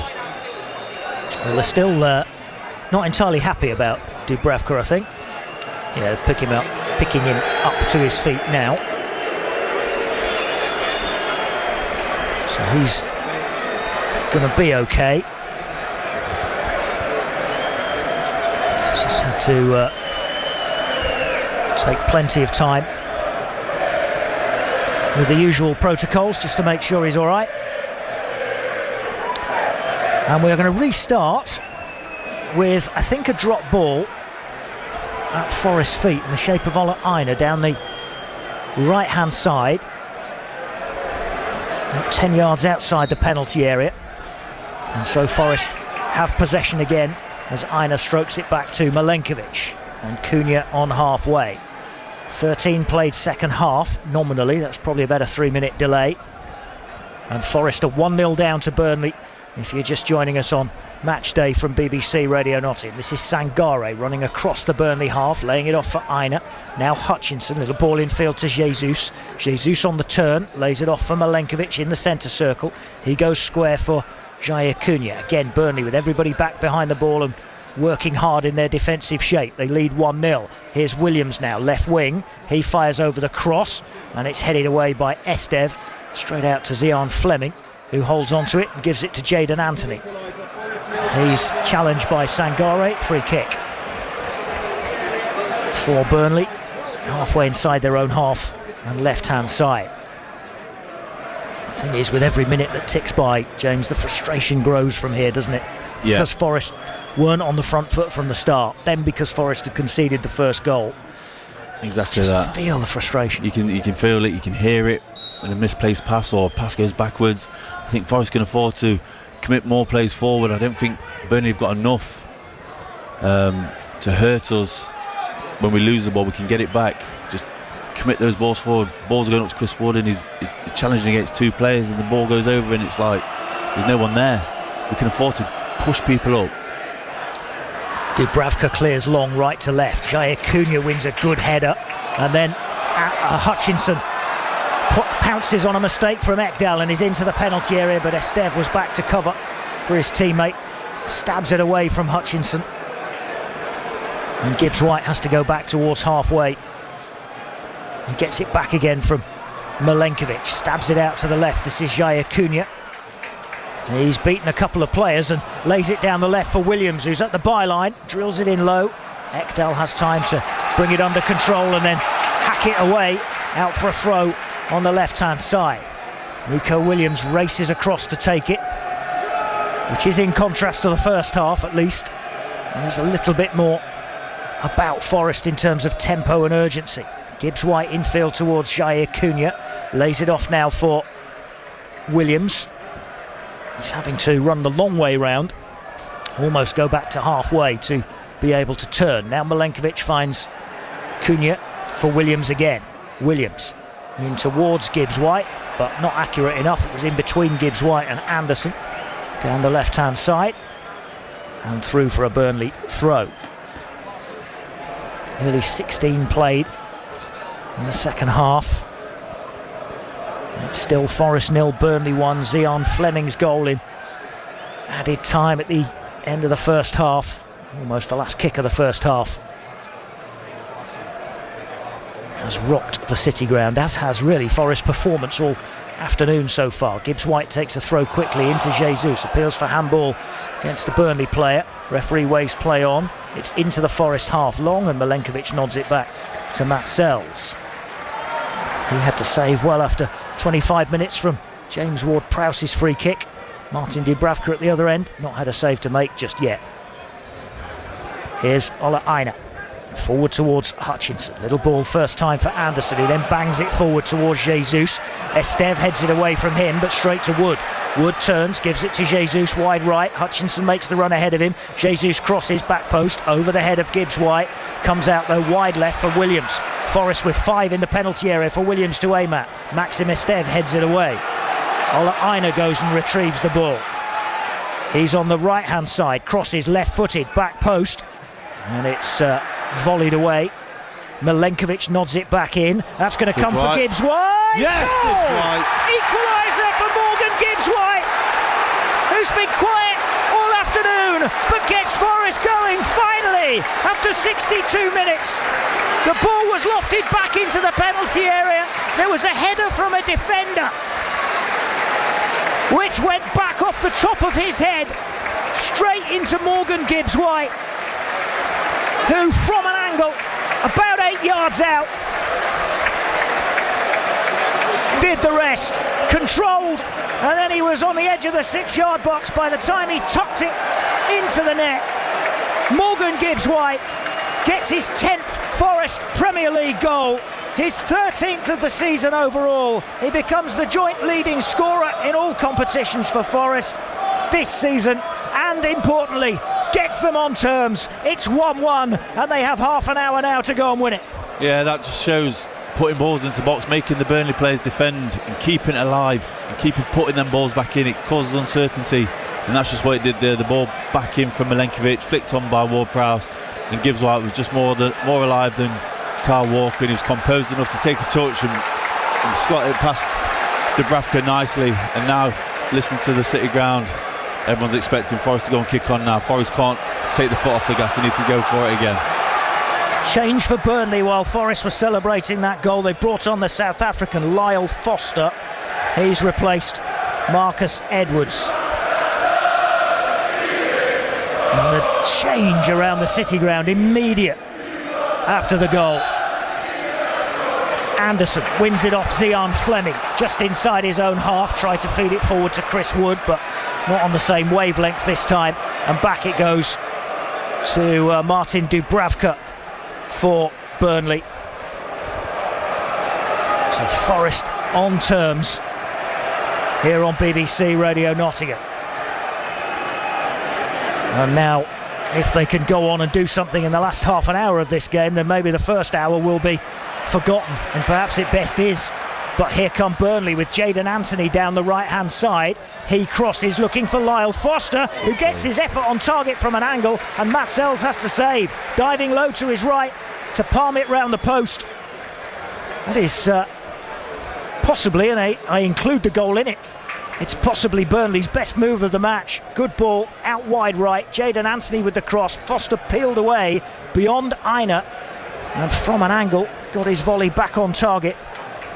Yeah, it was a good save. It all came from Forest pressing, but I don't mind them. If they're going to get through, they're going to have to work hard to get through, and we might concede a couple of chances, but Forest need to still stay on that front foot and try and win the ball back as high as possible. In the meantime, they've got a James Ward-Prowse corner to defend. High beyond the back post, down goes Chris Wood, claiming he was fouled. Another Forest player down as well. Who's that just getting up? Nico Williams. Forest have cleared it anyway. They get a free kick for one of those challenges, and it's 1-1, and there are 25 minutes to go plus added time, and there'll be plenty of that as well because of that lengthy stoppage to check that Martin Dubravka was all right just before Forest had equalised. So one apiece, and renewed hope and optimism around the City ground. But here's Lyle Foster again as Forest lose out. Foster is left wing, he's taking on Ola Aina, and back gets Elliot Anderson as well to help out. And Anderson, I think, has just about won that, but then he gets a bit trapped underneath feet, and in the end Forest do get a throw. Battling between Anderson and Foster, who got help from Florentino, and Aina was in there as well. So it's one apiece. As Gibbs-White has done the business for Forest again, just as he did on Thursday night in the Europa League, to fire them into the semi-finals. It's his goal again, which has got Forest back into the game. Throw to Burnley. Which Kwilinski Hartman, 5 caps for the Netherlands, takes. Good challenge by Milenkovic. And then Hutchinson tucks it back for Jair Cunha, who gives it to Sangare. Sangare out to the right for Anderson, moves it quickly onto Hutchinson. Ball infield towards Jesus. He's lost it. Then Sangare tries to go in and win it back, but Ugachukwu gets a touch backwards to Kyle Walker. Now Jayden Anthony running backwards in his own half, lays it back to his fullback, who gives it back to Jayden Anthony, who's now only 15 yards from his byline as he clears down the line. Sangare struggling to get it under control, but does eventually. Now he's trying to turn away from Kyle Walker on halfway, and has done, and Forest do get the ball back. Here's Anderson, just inside his own half. Milenkovic, and now Jair Cunha down the left-hand side. Little ball infield to Anderson. He's played a lovely pass to Nico Williams inside left channel. Tried to square it back. Good defending in the end from Ugachukwu. Great pass from Anderson. Good running from Williams. And when he squared it back with players arriving, in the way was Ugachukwu. Corner Forest. Yeah, good forward run there by Nico Williams. Good forward pass by Anderson. That's what we need. He was just unlucky. Chris Wood just came back for the pullback. He just got it blocked as he tried it, but Forest look a lot better now. Halfway through the second half, 1-1, corner to Forest at the Bridgeford end. Nico Williams is the man who's going to take 5-6 inside the 6-yard box. Here it comes from Williams, right underneath the crossbar, and Dubravka makes the catch. Again, Forest set piece is not particularly dangerous so far today. Dubravka's clearance straight onto the head of Milenkovic, who heads it back into the Burnley half, headed on by Gibbs-White to Wood. Wood helps it on, and then well done by Jesus. Held on to it, and then gave it Hutchinson. Hutchinson into the box, goes outside Hartman, pulls over the cross. Back post. Yes! Gibbs-White volley! He's done it again! Back post! And Forest have turned it right round! 24 minutes into the second half. 2 in 7 minutes for Morgan Gibbs-White. And Forest are 2-1 ahead over Burnley. Really good play this time. Gibbs-White and Wood. And then Jesus out to the right-hand side for Hutchinson.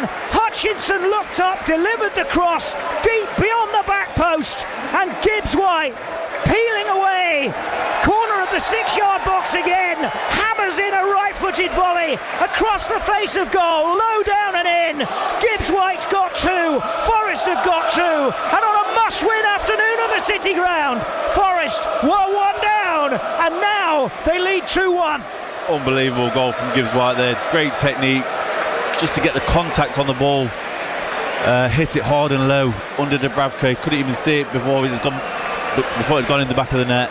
But great work from Hutchinson down his right hand side, taking the fullback on the outside, dinking a nice ball, and Forest looked so much better. Massive credit to Vitor Pereira. Saw something in the first half that he didn't like, changed it, got Jesus on. Jesus has played a big part in both goals. Full credit to Forest, because to turn this round with the pressure that they were under against a side like Burnley, who had something to hang on to, huge credit for the players and the fans, because the fans stayed with them. Dubravka under pressure from Wood, lays it out short to Estev, and Jesus wins it off him, claiming throw, but it will be a throw instead for Burnley. Well, the place is rocking now. It was creaking earlier, but now Forest are in front, and as it stands, with work to do of course over the last 20 minutes, they have a 5-point gap between themselves and the relegation zone. Nodded forward towards Jesus, who goes down. Fans want a free kick. Nothing given against Estev. Milenkovic gets his head to the clearance and then gets in the way of Jayden Anthony's attempted ball forward. Ugachukwu is beaten by Anderson, and Anderson has Hutchinson to his right. Instead he's gone left. This is Chris Wood, who couldn't control it, and it's knocked away from him by Kyle Walker. Burnley furious. They think there was a foul by Anderson when he won the ball in the first place off Ugachukwu, who went down very easily. Anderson looked up, saw Wood peeling away into that inside left position where we saw him score from so often last season, but he couldn't take it in his stride. Forest do, though, have a corner.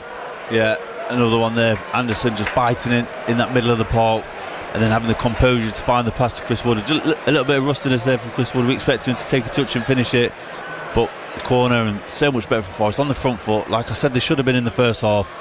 Williams with the corner. Esteve heads it away, comes out for Gibbs White. He lays it off 25 yards out for Hutchinson, who's got away from one. Gives it back to Gibbs White on the turn. Low ball in.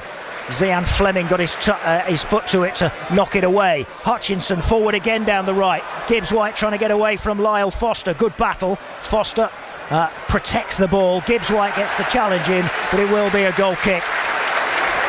Renewed energy from Forest, and no goals change games. They say it all the time, don't they? But wow, you could see it from the time they equalised. Suddenly they look a different team. Unbelievable. The fans are cheering. Morgan Gibbs White there, blocking the ball and going out for a goal kick. That's what Forest fans wanted to see in that first half. Just a little bit of desire. I'm not saying they didn't want to show it. They just didn't manage to do it. But in this second half, they've managed to do it, and hopefully they sustain it, because the Forest fans are fully on their side now, and you can sense it. All the players can sense it. This is long forward towards Jayden Anthony down the right-hand side for Burnley. Will he keep it in play? Yes, he will. Milenkovic's head has gone straight to Foster, and Aina has to make a hasty clearance.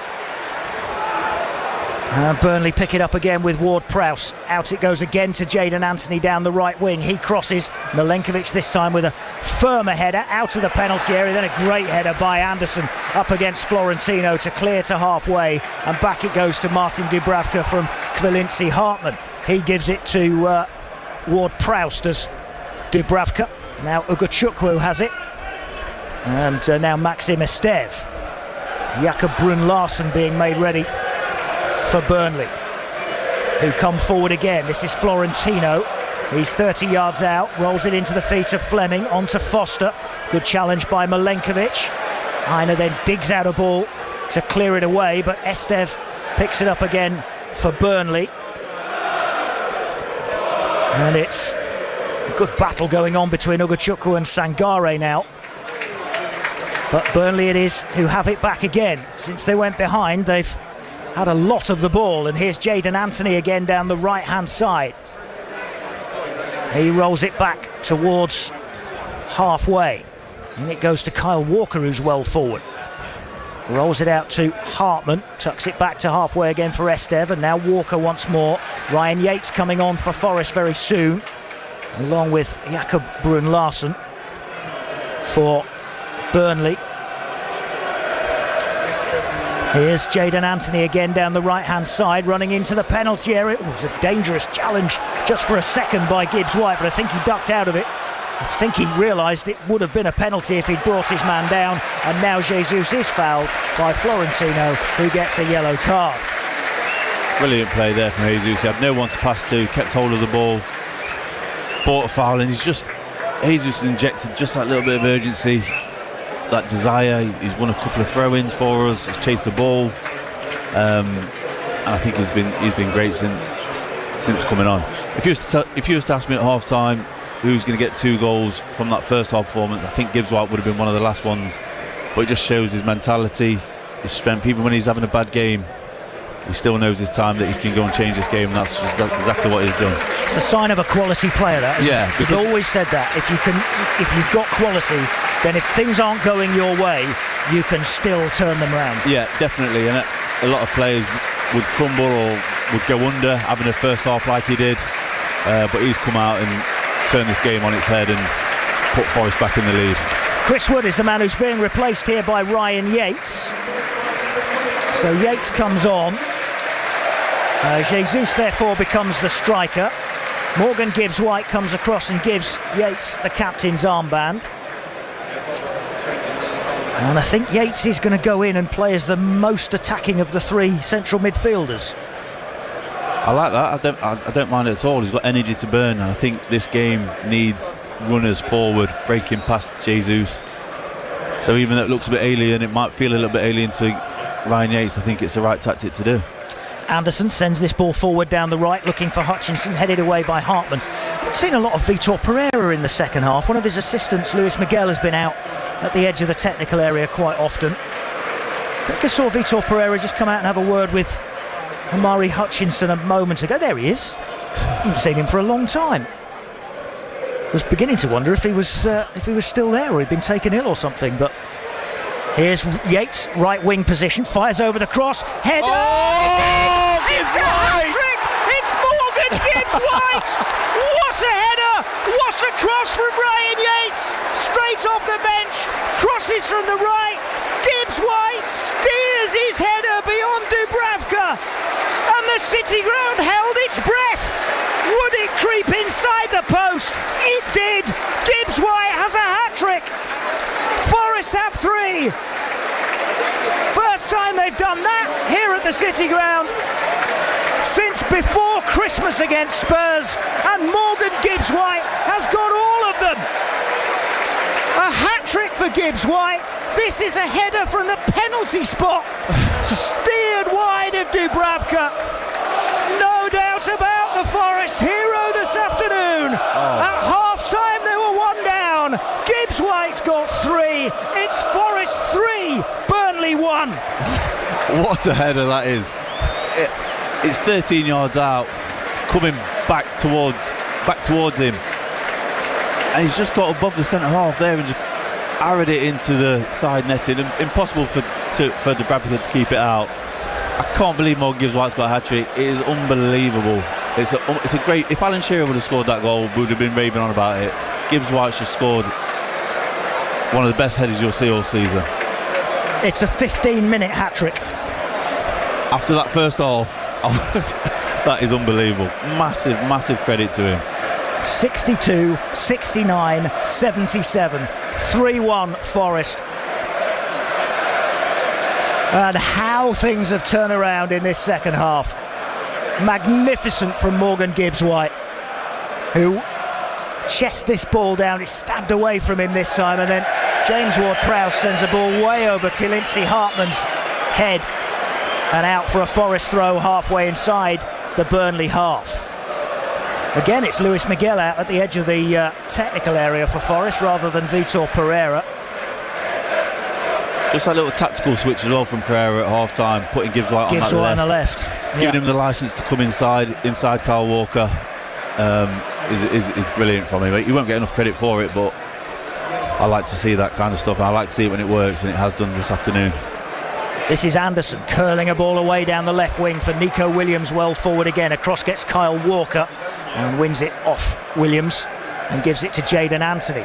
His ball forward is not controlled by Foster. Jair Cunha gives it Yates, who gives it Anderson. Anderson 25 yards out, wriggling. Lays it off to Nico Williams again down the left wing. Back it goes for Gibbs-White. Moves it quickly into the feet of Anderson and back for Jair Cunha. Now here's Sangare for Gibbs-White again. Back heel now for Anderson. Gibbs-White once more. Oh, Kyle Walker's left one on him. That's a free kick. That's a nasty one from Kyle Walker. And that, I'm surprised here that the referee's not getting a yellow card out. Yeah, I think it's because... He might do, actually. He's walking after him now. Yeah, he has. He's decided, I think, eventually that is worthy of a yellow card, because Kyle Walker knew exactly what he was doing and went right through the back of Gibbs-White. He didn't like the fact that Gibbs-White did a flick or a little back heel. I understand where Kyle Walker's coming from. When you're losing and getting battered and someone's just scored a hat-trick like Gibbs-White has, and then he starts flicking it, Kyle Walker won't like that at all, and he's just gone and buried him after he's moved the ball. Free kick, Forest, wide left, halfway inside the Burnley half. Going to be taken right-footed by Elliot Anderson. That's going a bit close to Dubravka, I think. Yeah, he didn't quite get the curl right on it, and it was easy for the Slovakian goalkeeper. Match day from BBC Radio Nottingham at a sunny City ground, which at half-time and even 15 minutes into the second half, as Igor Jesus gets back with some hard work and wins it, but at the expense of a throw to Burnley on halfway. There were grumbles, there were groans, there were boos. Even that little bit of work rate there for Jesus, even though he conceded a throw-in, he tracked the guy back 20-25 yards, and that's what the Forest fans want, and that's what that gives a lift to the rest of the Forest players then. One down at half-time, and then Gibbs-White has taken over. 15-minute hat-trick, Forest lead 3-1. Ola Aina gets his head to this long ball across the edge of the Forest penalty area. I think he was trying to head it down to Hutchinson, but it did go out of play. Throw though taken backwards by Burnley, and they work it back to halfway. Triple change on the way for Burnley, so they try and rescue something from their afternoon at the City Ground. Here is Jayden Anthony crossing. That's blocked by Anderson. It will go out for a corner. They are 12 points adrift of safety. Burnley, after today, they'll only have 5 games left,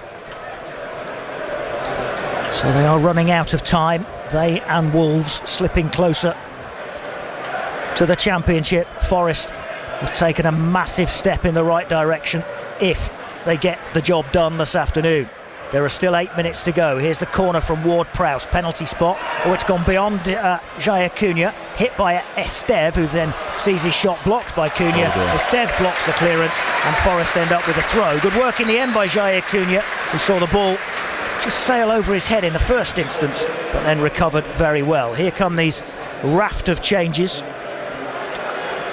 for Burnley. We're going to see Loom Chowner come on to replace Jayden Anthony, who's gone off. Armando Broyer's coming on as well. Florentino's the other one that's come off. Fleming. Florentino's come off, hasn't he? For Joshua wrong. There's confusion because I don't think the changes tallied with what the fourth official held up. So they've made the 3 changes they want to, but not necessarily the right players coming off to be replaced by the player that the fourth official was expecting to. Between the 3 changes, they've got it right, but each individual one got a bit confused. But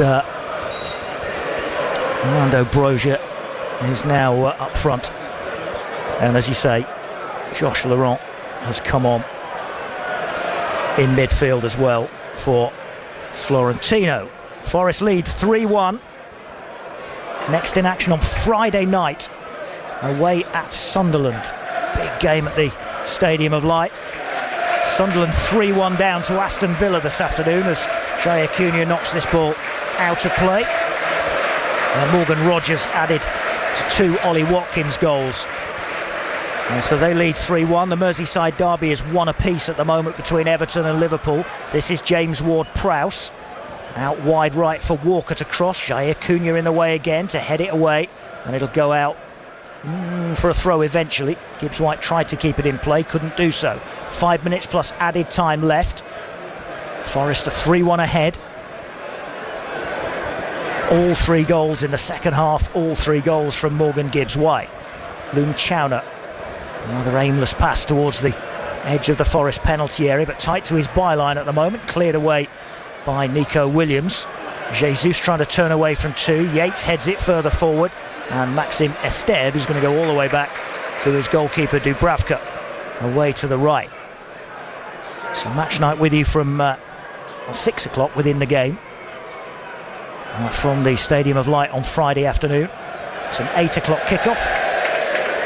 And before that, don't forget In the Game as a roundup of all the weekend sport for you tomorrow from 6, and is on the radio between 6 and 7 every weeknight. As the Man of the Match award is officially announced. I mean, I didn't clearly hear who it was, but if it's anybody else other than the Forest number 10, it's a nightmare. Here he is again, stabbing it forward for Hutchinson to go on the chase. Hutchinson gets to it ahead of Maxim Esteve near the corner flag in the end. Esteve's all over him, and Hutchinson has done ever so well to keep hold of the ball and smuggle it back along the line for Igor Jesus. Now Gibbs White for Anderson in the centre of the pitch, 10 yards inside the Burnley half. Gives it Sangare, who changes direction and plays it back out wide to the left. This is Nico Williams. Williams lays it off for Yates near the corner of the box, and the ball inside left channel for Sangare, trying to turn. He lays it back out for Williams. Tight angle, right foot shot. Oh, fires across the face of goal and just wide. Williams holds his head in his hands and it remains 3-1 to Forest as that fizzes away for a goal kick.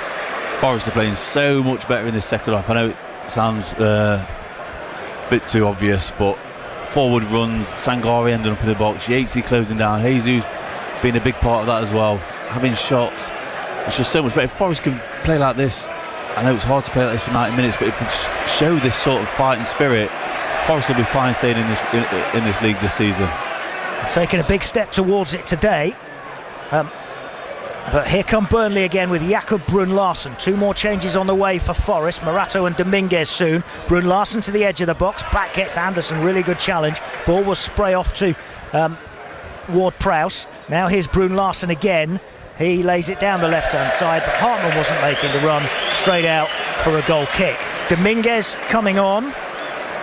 And Morato coming on as well. Forest to go to a 3 at the back, you'd imagine. Dominguez is well, first of all, Morato is going to replace Hutchinson, so that's confirmation that they'll go to 3 at the back. And Dominguez replaces the man of the moment, and one ovation this guy's going to get as he walks off the field. He can't have the match ball just yet, but what a second half show from Morgan Gibbs-White. Vitor Pereira is on the edge of the technical area and waving his arms around for more noise from Morgan Gibbs-White. A hat-trick in 15 minutes. He applauds the fans, Gibbs-White, as he comes off. Vitor Pereira gives him a huge embrace inside the technical area and leads more applause for the man who continues to make a point, does he not, to one Thomas Tuchel. I love that from the manager, giving Morgan Gibbs-White his chance to get the appreciation from the fans, and the fact that he's standing there on the sideline geeing everybody up, and when he comes off giving him a massive cut. I think that's so underrated these days, manager and player connection. I think it's great to see. It's fair play to Pereira. Just an update from Villa Park. I told you a couple of minutes ago that it was 3-1. I like to keep you up to date, but I struggled to do so. Sunderland scored 2 in a minute. It's 3-3. Human Isidore, 86 and 87 minutes, and it's 3-3 in that one. Forest don't need any of that happening here, thank you very much. We're in the 90th minute. There will be plenty of added time. 3 goals, loads of substitutions, and the lengthy injury to, well, the lengthy check on Dubravka earlier on in the half. At that point, they were 1-0 up, Burnley. They now trail 3-1. Here's Nico Dominguez on the field. Forest have changed to a 3. Morato on the left, Milenkovic in the middle, and Jaya Cunha now on the right of their defence. As Jaya Cunha plays a ball into Igor Jesus, who lays it off for Anderson, who lets it run for Aina and goes on the run himself down the right wing. Turns, does Anderson, lays it back for Ola Aina once more. Gives it back to Anderson, 4th official. Holds up his ball. 8 minutes. I knew there'd be a lot. I wasn't sure there'd be 8. But 8 more minutes to go then here at the City Ground. Maxim Estev looks like he's struggling. Forest though through Anderson, lay it down the right hand side, but Jesus was offside, and I think it's cramp for Maxim Estev. They have used their 5 substitutes. Yeah, he's just cramped up. It's unusual for a player who's played most of Burnley's games this season, and they haven't had a game since last Saturday. We've had him ragged though, the second half. Yeah. The strikers, he's had to do a lot more defending, a lot more chasing back to his own goal, so I'm not surprised he's got cramp, and that's credit to the Forest players, because at the first half he had it quite easy. The second half he hasn't. 3-1, Forest are leading. Mentioned in the game every night from 6 o'clock on BBC Radio Nottingham. There's also a match night for you on Tuesday. Mansfield now safe in League One, away at Stockport. Full commentary on that on Tuesday, and then, as I say, on Friday it's Sunderland Forest.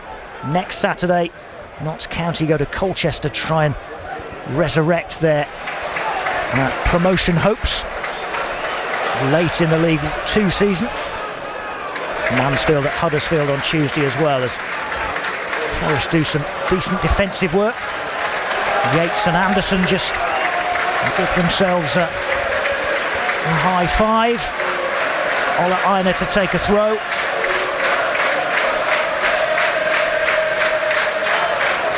And Anderson lofts it away towards the left-hand side for Morato to go and chase. Nico Williams gets away from Chowner across halfway, then kind of checks his stride and just jogs back into his own half and gives it to Milenkovic. Back to Williams, digs out a ball right-hand side for Jair Cunha. 2 minutes of added time have been played. We are playing 8, so still plenty to come. As Anderson tried to thread one through and has now got injured as he tried to make the challenge to win it back again. Dominguez does win it. Anderson gets himself back up to his feet. He's holding his hip, actually. Just took a blow perhaps in the lower part of the back. And it's Burnley who have it with Lyle Foster down the right-hand side. Chowner back in field to James Ward-Prowse. Out wide right again it goes for now Kyle Walker from Lyle Foster. Chowner tried to send it forward, but it was blocked by Sangare. Back it comes again for Kyle Walker, midway inside the Forest half. The ball forward to Chowner. And now Foster back along the line again for Walker, and then Dominguez gets a challenge in and wins it. Jesus is off on the run. Dominguez, I think, thought about trying to play him in with a long ball, but then changed his mind, went backwards. Sangare's ball is behind Anderson, and Aina gets back and retrieves possession. Sends it back to Jair Cunha. He's under pressure, can't go back to his goalkeeper either, because that way was blocked off by Armando Broya. And it'll be a throw for Burnley as he clears into touch. This is Josh Laurent. And touch from Broya to Walker to Laurent again. Aston Villa now gone 4-3 up as Ola Aina gets a good challenge in and wins a throw for his side as well. Tammy Abraham scored 3 minutes into added time. It's Villa 4, Sunderland 3. And here Forest are leading 3-1 against Burnley. We are 4 minutes into 8 of added time. It's the Morgan Gibbs White show. And here is Milenkovic for Morato. And out to Nico Williams. Back to Morato. And now Matt Sells.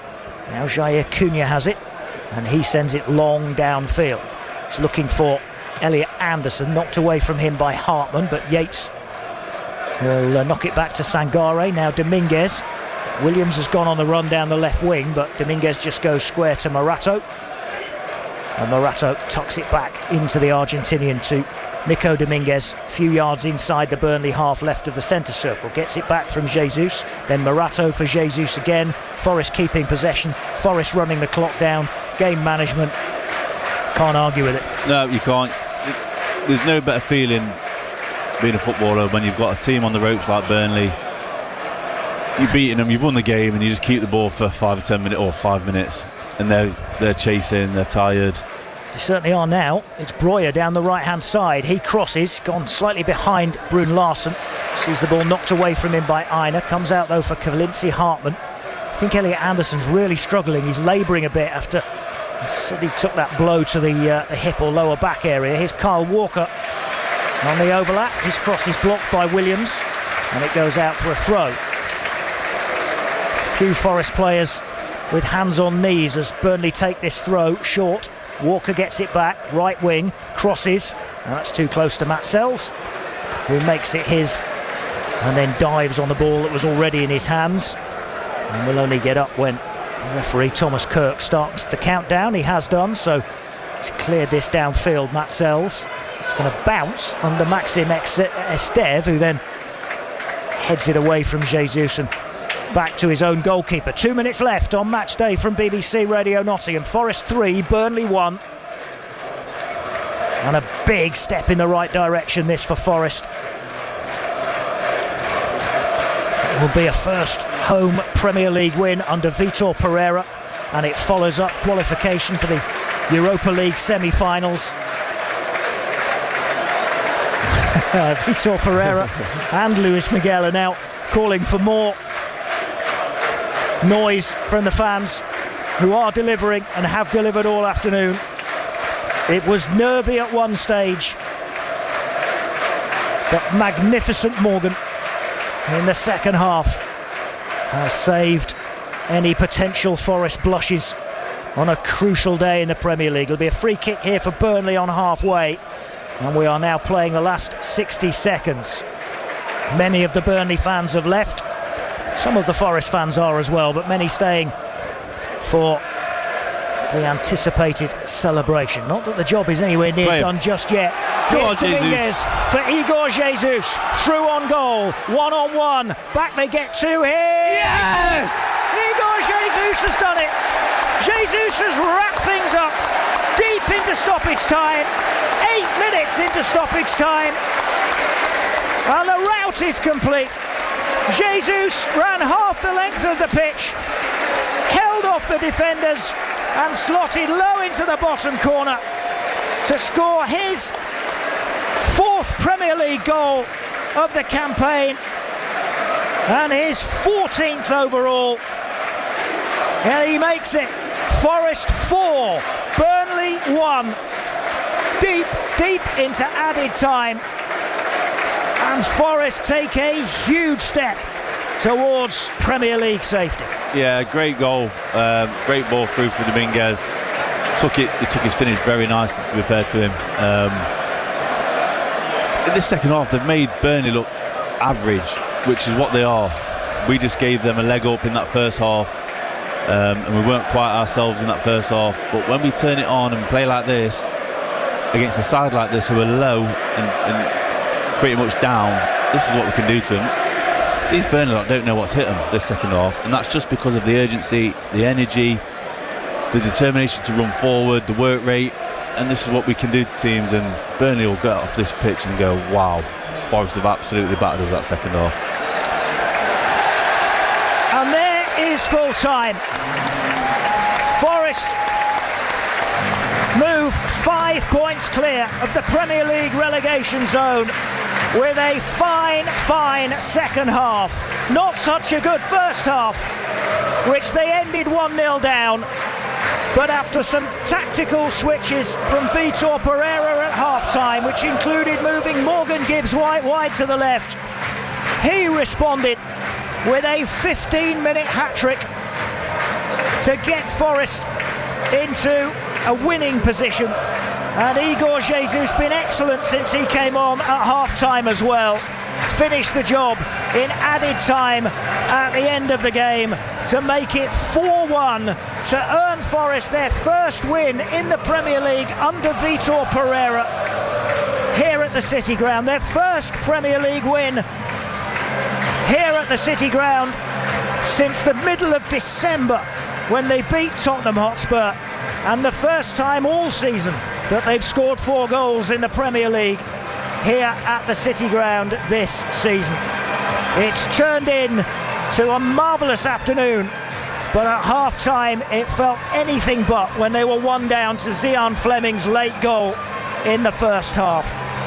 But you have to, James Perch, give Forest massive credit for the way they roared back at it in the second half. Yeah, definitely. Because it would have been quite easy just to come out and do the same and almost feel sorry for yourself that you've gone in 1-0 behind. But I think more than that, the credit has to go to the manager, because he makes subs in games which some managers wouldn't make. We wouldn't see previous manager bring Jaya Cunha on instead of Morato. Now he's gone and done that today because he's probably thinking Jaya Cunha deserves it. Other managers would have gone, no, Morato's older, more experienced, so I'll put him on. But to put Jaya Cunha on, he's not made a massive difference to the game. I'm just looking at it from the outside. He's made a good call there. And then to put Gibbs-White on the left and take Bakker off, he was having a bit of a bad game, but so was Gibbs-White. But then to put him on that left-hand side and make sure he tucks in the side of Kyle Walker, he's then gone and got a hat-trick. And then to bring Jesus on and put him in where Gibbs-White was, I think it's fantastic management from Pereira.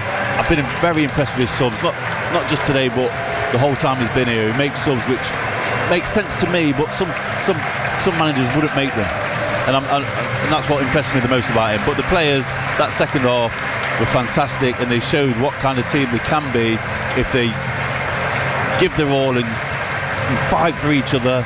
And I know it's hard because they came off a tough game on Thursday, so that first half could have always been like that, but at least they had the bottle to turn it round and to get the foot on the ball and take chances.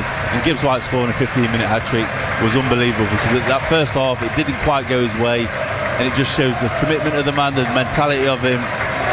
And to get a hat-trick in any game is amazing, but this game, when you're 1-0 down and you need your captain, your leader, your talisman to turn up, he turned up in that second half for sure. He's got the ball tucked under his arm now, Morgan Gibbs White, as the fans chant his name and the Forest players go on their lap of appreciation. Murillo is out there. He is limping extremely heavily. Seems like a long time ago that he injured his hamstring late in that first half, and we wait to see whether or not we might see any more of him this season. I suppose the fact that he's out there walking around, albeit limping, and he hasn't got crutches or anything like that, is a little bit to cling on to as far as hope is concerned with that. But you know, he was replaced, as you mentioned, by Jair Cunha, who's played very well again in that second half. Yeah, he did. He goes through games where he plays well, he sniffs out danger, and he doesn't do anything spectacular. There's one second half where it went down the line, another centre half would have tried to Cruyff it or play back to keeper, just put it out of play. And there's another one in this bottom right hand corner where there was nothing on, he just put his foot through it and it went up to Elliot Anderson, I think, or Chris Wood. And that's what I like about him, he goes unnoticed, and I like that in defenders. He played very well, and fair play for the manager for putting him on, because he's deserved it. I think he's been very good, and if Murillo is missing for a number of weeks, I think Jair Cunha is a ready replacement for him. Forest players making their way off the field now. Vitor Pereira's got some fist pumping going on here in front of the Trent end, away to our left hand side. It's been a long time. It's the first time he's been able to do that. I've seen him do it away once or twice. It's the first time he's been able to do it here at the City Ground. It has been too long since Forest won here at the City Ground. They've got two more massive Premier League games, plus a huge Europa League semi-final to come here at the City Ground as this season winds down. But they've put themselves in a very good place where they can still have some degree of success this season. The Europa League semi-finals, and with 5 games to go, 5 points clear of the bottom 3 in the Premier League. This is match day on BBC Radio Nottingham. What a day here, what a week. Forest reaching the semi-finals of the Europa League and then winning this crucial game at the end of the week as well, and scoring 4 goals at home. They haven't done that since they put 7 past Brighton over a year ago. They did last score 4 in the Premier League away at Ipswich about a year ago as well. The final Forest players just making their way off. Ryan Yates and Joe Worrell together, in fact. Old teammates came through the youth ranks here at the City Ground together. Joe Worrell just goes off to warm down with his teammates and applauds those Forest supporters in the Peter Taylor stand as well before going off to join his Burnley teammates as Ryan Yates heads down the tunnel to join the celebrations. And celebrations, James Perch, is the right word. I mean, nothing's actually been achieved yet, but I think Vitor Pereira wants to use all of that positivity that he can right now to help feed into the final few weeks of the season. Yeah, it's a massive step into Forest fighting against relegation, staying in the Premier League, and he just wants this positivity that's around the City Ground now just to continue into the next 5 games that we've got, plus the European campaign. Forest fans will remember this, and it's great for these fans just to have this little bit of, well, Forest put on a show from that second half. Gibbs White scored a hat-trick, fans are all buzzing, and Vitor Pereira is going to milk it, fair, which is fair enough. And I think the fans go away now positive. and that leads then into the next 5 or 7 games, however you're going to say. What a 45 minutes! That it's such a half time. The mood around this place was so flat after such a dismal first 45 minutes. And we said at half time, this is a big 45 minutes of football coming up.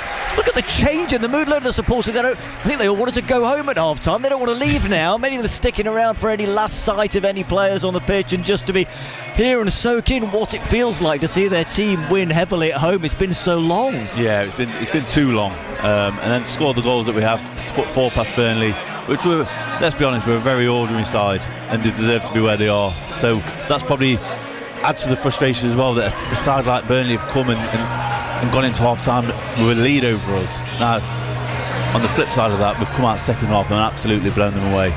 Morgan Gibbs-White had a shocker of the first half. I don't think he would mind me saying that if he ever heard this back. But the second half, he took the game by the horns and ran with it and got his hat-trick, and that's what you want from your talisman. He has been that for us for a couple of seasons now. And players could easily go under there or not put in that performance in the second half and almost feel sorry for yourself, but huge credit for him, huge credit for his mentality, his professionalism. To go and get a hat-trick today in that second half was fantastic. So Forest 4-1 winners here. Elsewhere, Virgil van Dijk scored 10 minutes into stoppage time away at Everton to win at the Hill Dickinson. Everton had equalised through Beto after Mo Salah had put Liverpool ahead. So Everton 1, Liverpool 2. What an end to the Merseyside derby. And Villa scored 3 minutes into stoppage time at the end of a thrilling game at Villa Park. 4-3 Villa won in the end. They were 1-0 up after 2 minutes. Sunderland quickly equalised. Villa were 2-1 up through Ollie Watkins again. Morgan Rogers scored again. And then Trey Hume and Wilson Isidore scored late on for Sunderland. 2 goals in a minute to bring it back to 3-3. Tammy Abraham winning it in the end for Villa. 4-3 winners there. Then Manchester City against Arsenal will kick off at 4:30 in what many deem to be a bit of a title decider. The Premier League table looks like this. Forest stays 16th, but they move on to 36 points. Just behind them, West Ham on 32. They have that game in hand. Behind them, Spurs in that third relegation spot on 31. 5 points clear, 5 games to go. Now, that might feel hugely significant. Spurs play Wolves next week. Very winnable game. Forest have got Sunderland away next week. You have to remember, and I don't want to put the dampener on it because this is a great win, 4-1 at home, and it's vital that they did win that. But in the context of this Premier League season, it could look very different again very soon. Nothing actually has been achieved yet, is what I'm trying to say. No, it hasn't, and like you said, it can change very quickly. I know we're 5 points clear now, but say if things don't go our way next week against Sunderland and things go Tottenham's way, it's back to 2 again. So we're in this position again in a couple of weeks' time. But all you can do is do what you can do on the Saturday, go and win your game. I'd love to see the Spurs fans' faces at half time when Burnley were winning 1-0, because I was driving back from Newcastle yesterday and I celebrated in the car when Brighton got that equaliser. So, and it's massive. I love the twists and turns that's going to go on, hopefully not involving us too much, but yeah, all Forest can do is look after themselves. Don't worry too much about what Spurs are going to do next week. We go up to Sunderland and put on a performance, and they're more than beatable. I know they're very strong at home, but if Forest play like they did in the second half today, they'll give a match to anybody. I mean, West Ham have got Palace away next tomorrow night. That's their game in hand. If were they to win that, they're getting results here and there, aren't they, West Ham at the moment? You wonder what that would do for the mood at Spurs. You can't help but wonder with them looking then at Forest winning, and if West Ham can win again, they've conceded such a late goal to hit them against Brighton. They haven't won Premier League game all year. You just wonder what that would do to Spurs. And De Zerbi only had 2 games and not quite got that win yet. That suddenly feels like a big ask from their point of view, doesn't it? That could be huge for them. Yeah, it'd kill them if West Ham win tomorrow. It really put a dagger in their heart. Now, me as a Forest fan and as a football fan, I'm almost looking at that game tomorrow wanting West Ham to win. I know I should want them to lose, so it's another team further away from us, but I want Spurs to go down. Yeah.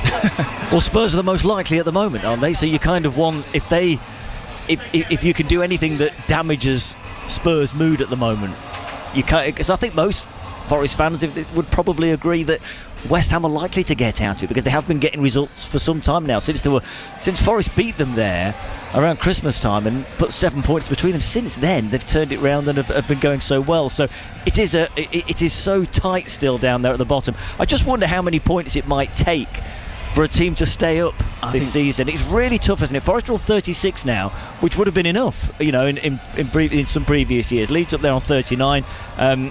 Daniel Farker said he thinks they might need at least another one, thinking 40 might be enough. But you can't help but wonder, can you, if Spurs were to go and win at Wolves, might they then get more points between now? Is 40 the magic number this year? More even? I think 39 this year. I think 39 is going to do it. I think Leeds are safe. I think Forest can get one more win out of the next 5 games. I think that'll do it. I know it sounds ambitious, but I just can't see anything in Tottenham. So for Tottenham to get 8 points out of the next 5 games, they haven't done that all season. So that's why I think 39 is going to be the magic number. Let's talk about what happened here at the City Ground today then. Dreadful first half, we know that. Going in at half time 1-0 down, and Vitor Pereira at that point has got some big decisions to make. When we saw that Igor Jesus was going to be coming on, how pleased were you that Chris Wood was then going to be staying on as well, and that he was going to play the both of them? Dylan Bakwa hadn't really done enough in that first half to justify staying on, had he? He hadn't really done a lot in the opening 45 minutes. So Jesus on, a little bit of a change around. How much of a difference did that make to the game? Massive difference. Previous managers would have just done like for like and took Chris Wood off, put Jesus on. We'd have been sat here going, oh, it's boring. But that's why I like this manager, because he makes subs that the normal manager or the previous managers wouldn't have made. And putting Jesus in that 10 position, almost up with Chris Wood, and putting Gibbs White on that inside left, getting inside Kyle Walker, was huge. And it's a massive call, and not many people would have saw that substitution. Dylan Bakwa didn't have a great game, but nor did Gibbs White. So it could have been either of them. Not many did in the first half. I admit that. It's just it's injury. He's got his wingers there, and he's got injury problems with other wingers, but has decided to do something different and not say, well, I'll keep my natural wingers out there. He's just gone, no, well, let's change it. Yeah, and I love it, and it worked, and I think that's great. I think Gibbs White being on that inside left gave Kyle Walker a problem, because we would have had to overcompensate on the covering, which gave Nico Williams the space to get down the outside, and then Gibbs White scored a goal that came off the back of Kyle Walker. I didn't think Kyle Walker was great today. It almost looks like he's checked out a little bit, especially at the end of the game. He just walked off. He didn't even go to see the Burnley fans. So Kyle Walker's not the Kyle Walker that we've seen in previous years, but Gibbs White had to make him look average today, and he did. I mean, we'll get to the Gibbs White goals in a moment, and we'll talk a bit about his impact today and maybe World Cup hopes off the back of this, and walking around the pitch very slowly with the match ball under his arm, and happy for anybody to take photographs of him and film him today, and he's enjoying the spotlight, and why not? And 15 goals this season in all competitions, tremendous return from him. But I mean, Burnley's approach was extraordinary, I thought, all the way through the first half, slowing it right down. I know they're basically down anyway, but I just thought they might release and show themselves a little bit and just try and make something happen and get a rare win for those fans who travel, but they didn't. They were 1-0 up at half time though, and then at the start of the second half, the Morgan Gibbs White show really. Let's go through the goals. The first one first. This is what got Forest level on 62. Ola Aina goes and retrieves the ball. He's on the right hand side, crosses left footed, back post, and it's volleyed away. Milenkovic nods it back in. That's going to come for Gibbs White. Yes, Gibbs White. Equaliser for Morgan Gibbs White, who's been quiet all afternoon, but gets Forest going finally after 62 minutes. The ball was lofted back into the penalty area. There was a header from a defender, which went back off the top of his head straight into Morgan Gibbs White, who from an angle about 8 yards out did the rest, controlled, and then he was on the edge of the 6-yard box by the time he tucked it into the net. Morgan Gibbs White gets his 10th Forest Premier League goal, his 13th of the season overall. He becomes the joint leading scorer in all competitions for Forest this season, and importantly gets them on terms. It's 1-1 and they have half an hour now to go and win it. It was a a lovely finish, just popping up at the back post in that slightly left wing position where he'd been put by Vitor Pereira at half time, and little touch, neat finish.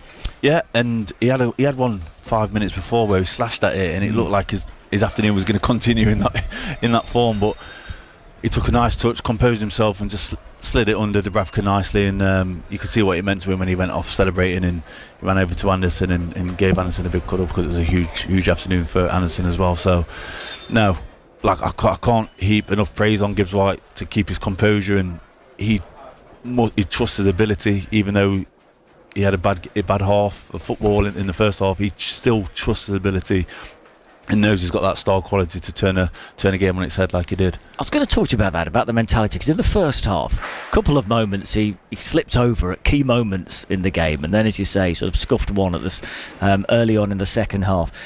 How hard is it then just to pick yourself up and to go again and have? I mean, he obviously has got that immense self-belief, and rightly so. It's based on his ability and the goals that he's scored and the performances he's had in the past, but to then produce the 3 goals that he did in 15 minutes after that, you know, that this isn't just picking yourself up after a game. This is mid-game. He's picked himself up, gone again, got that first goal, and that's completely changed the course of the game. How tough is that when you're out there? So tough. I can't explain how tough it is. I don't think I could do it. I think it sets the elite from the rest of us. But he managed to do it, and it just shows the belief he's got in himself. And you know, when you hear commentators talk about being brave, it doesn't mean going and smashing people, and it means still trying to do the right thing, still trying to get on the ball, even though you're having a bit of a stinker, still trying to get on the ball and do what you can do. And he showed that today, and that is the definition of being brave. Even when things aren't going your way, you can still get on the ball and make a difference, and that's what he did this afternoon. Especially for a player like Gibbs White, because if you're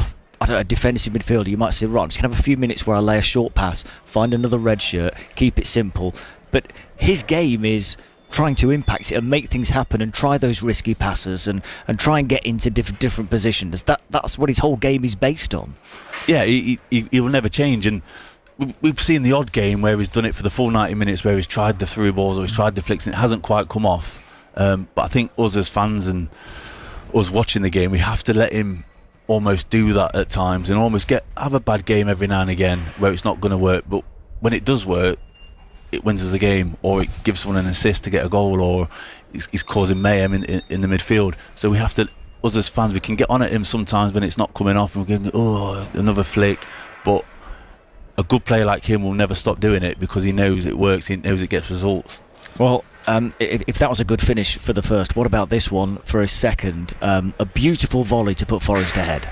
Dubravka's clearance straight onto the head of Milenkovic, who heads it back into the Burnley half, headed on by Gibbs White to Wood. Wood helps it on, and then well done by Jesus, held on to it and then gave it Hutchinson. Hutchinson into the box, goes outside Hartman, pulls over the cross, back Gibbs post, White, yes! Gibbs White volley! He's done it again! Back post, and Forest have turned it right round.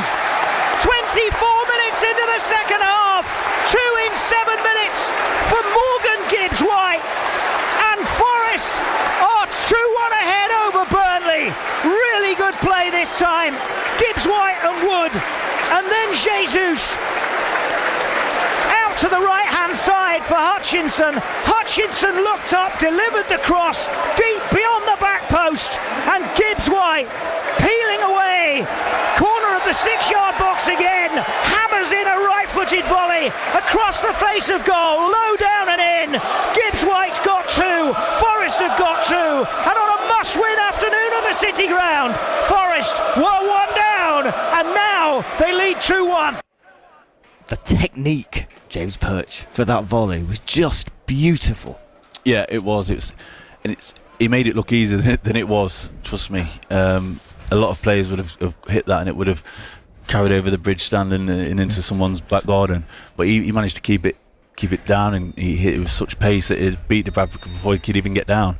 But it's fantastic work from Hutchinson down this right hand side. We didn't really see it too often, but he took the fullback on the outside, dinked a great ball, and all Gibbs White had to do was get good contact on it and keep his eye on the ball, and that's what he managed to do. Another sign of when he's playing like that, his confidence, he can do stuff like that. He's probably one of the only players on that pitch that could do that today. And it is good to see him going on the outside, isn't it? Because often, if he's cutting back onto his left and delivering a ball in, yes, the angle of that ball going in can cause a problem or two, but it's not come off for him. Didn't come off for him much on Thursday night. So to see him going on the outside and getting to the byline, just creating a different angle, causing a different problem.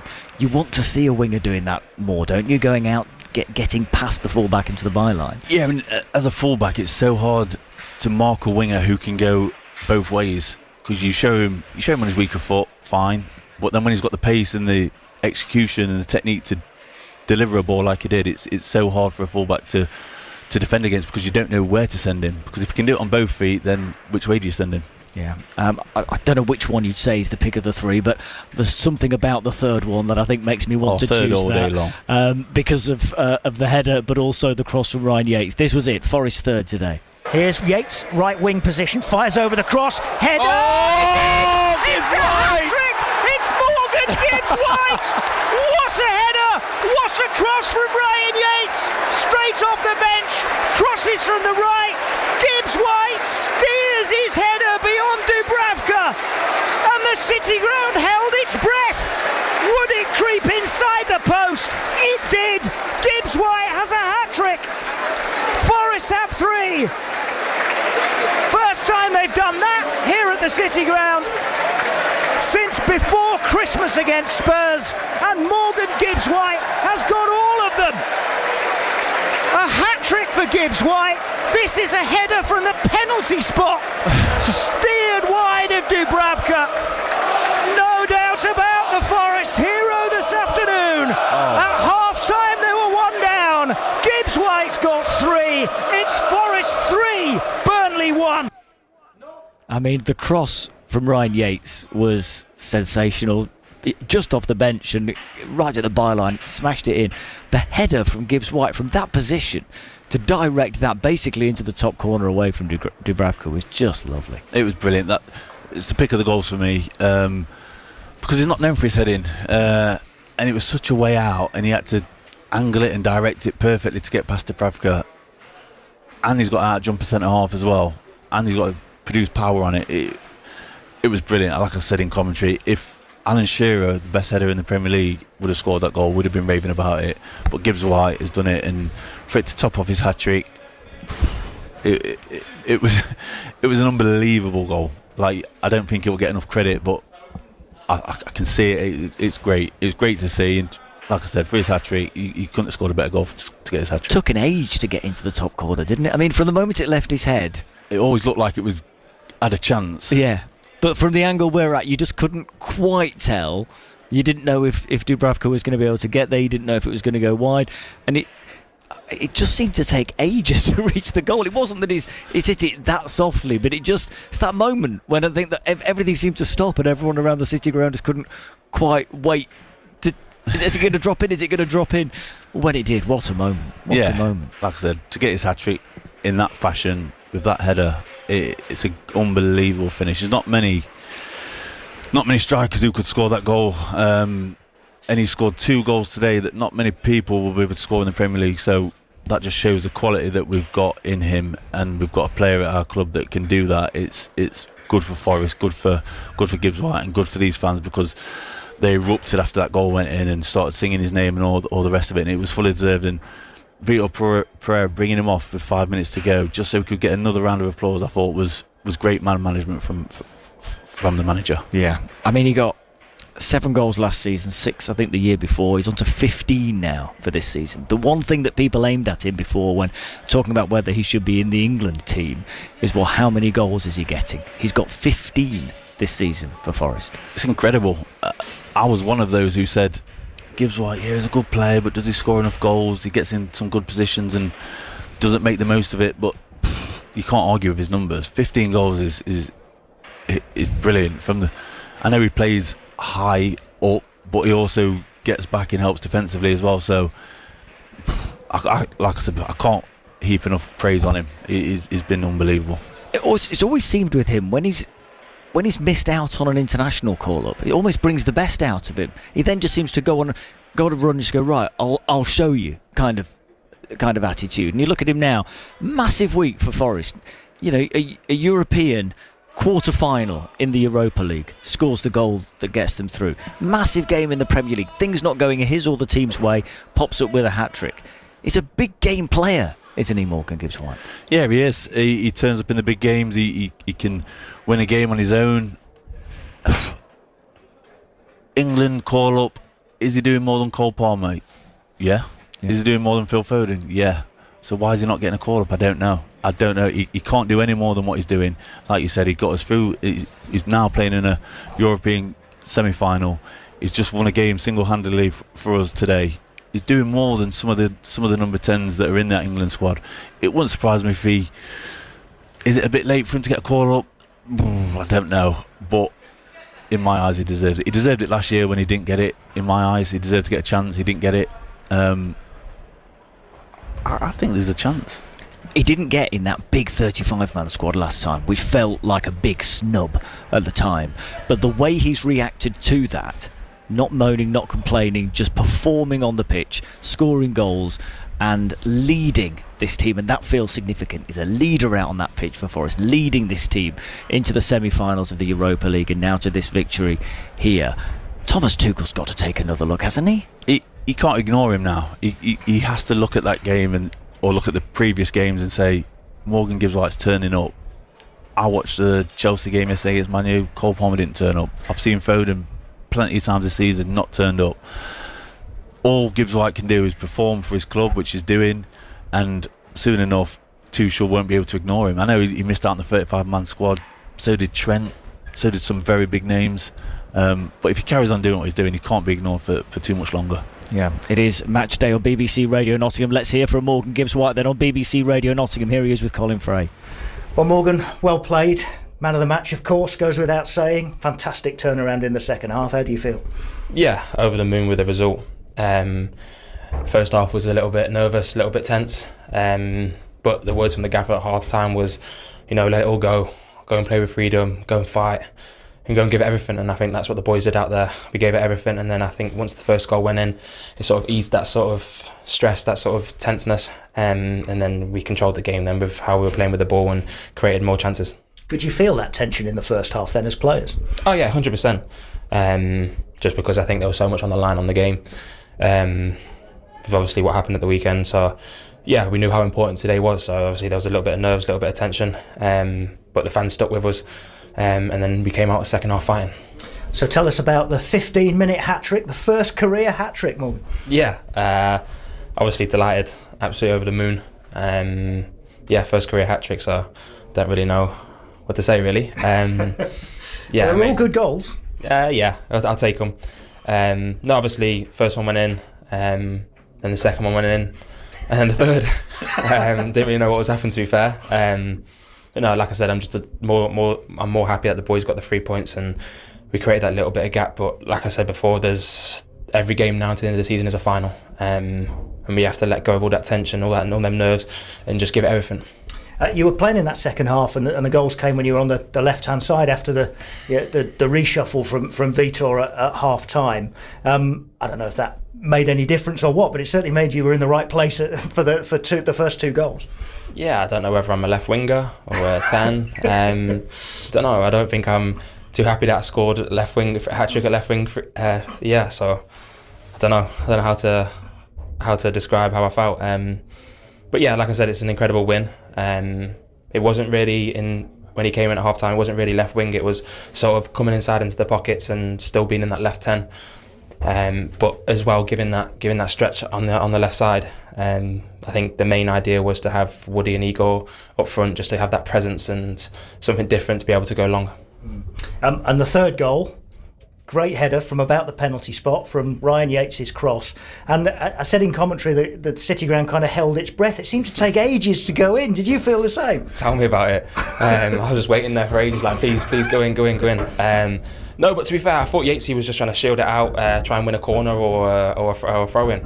And obviously the ball came in, and I had one thought in my mind to just try and get it as far back post as possible. And yeah, luckily enough, it went in. And then Igor finishes the job off when you had your well-deserved ovation and you're sitting on the bench at the end. Yeah, I think that was just a nice finishing touch, just to fully see the game out. I think it was a great play between Igor and Domi. And then Igor took his chance really well, so fair play to him. And how did that feel when you came off a couple of minutes from the end, I guess deliberately from the manager to make sure you had your own special moment? I don't know if it was deliberately, but yeah, me and the fans have been through thick and thin together, so it was a special ovation. So I thank them and appreciate them. Got plenty more finals left to go, so stick with us and we'll get through it. Yeah, you mentioned how big a game it was today. I know there's plenty of work to do. You're 5 points clear now. If you're in the semi-finals of the Europa League, it's not been a bad week, has it? No, it's been a top week. Top week. But yeah, like I said, all we can do is focus on the next game. The manager's made that clear. We've made that clear to the boys in the changing room that we can just focus on game by game and see where we're at. MGW, magnificent goals to win. Well done. Thank you. Thank you. Colin Frey talking to Morgan Gibbs. Well, that'd be MGTW, wouldn't it? I think, but let's not split hairs with it. So what is he? Is he a best in a 10? Is he best on the wings?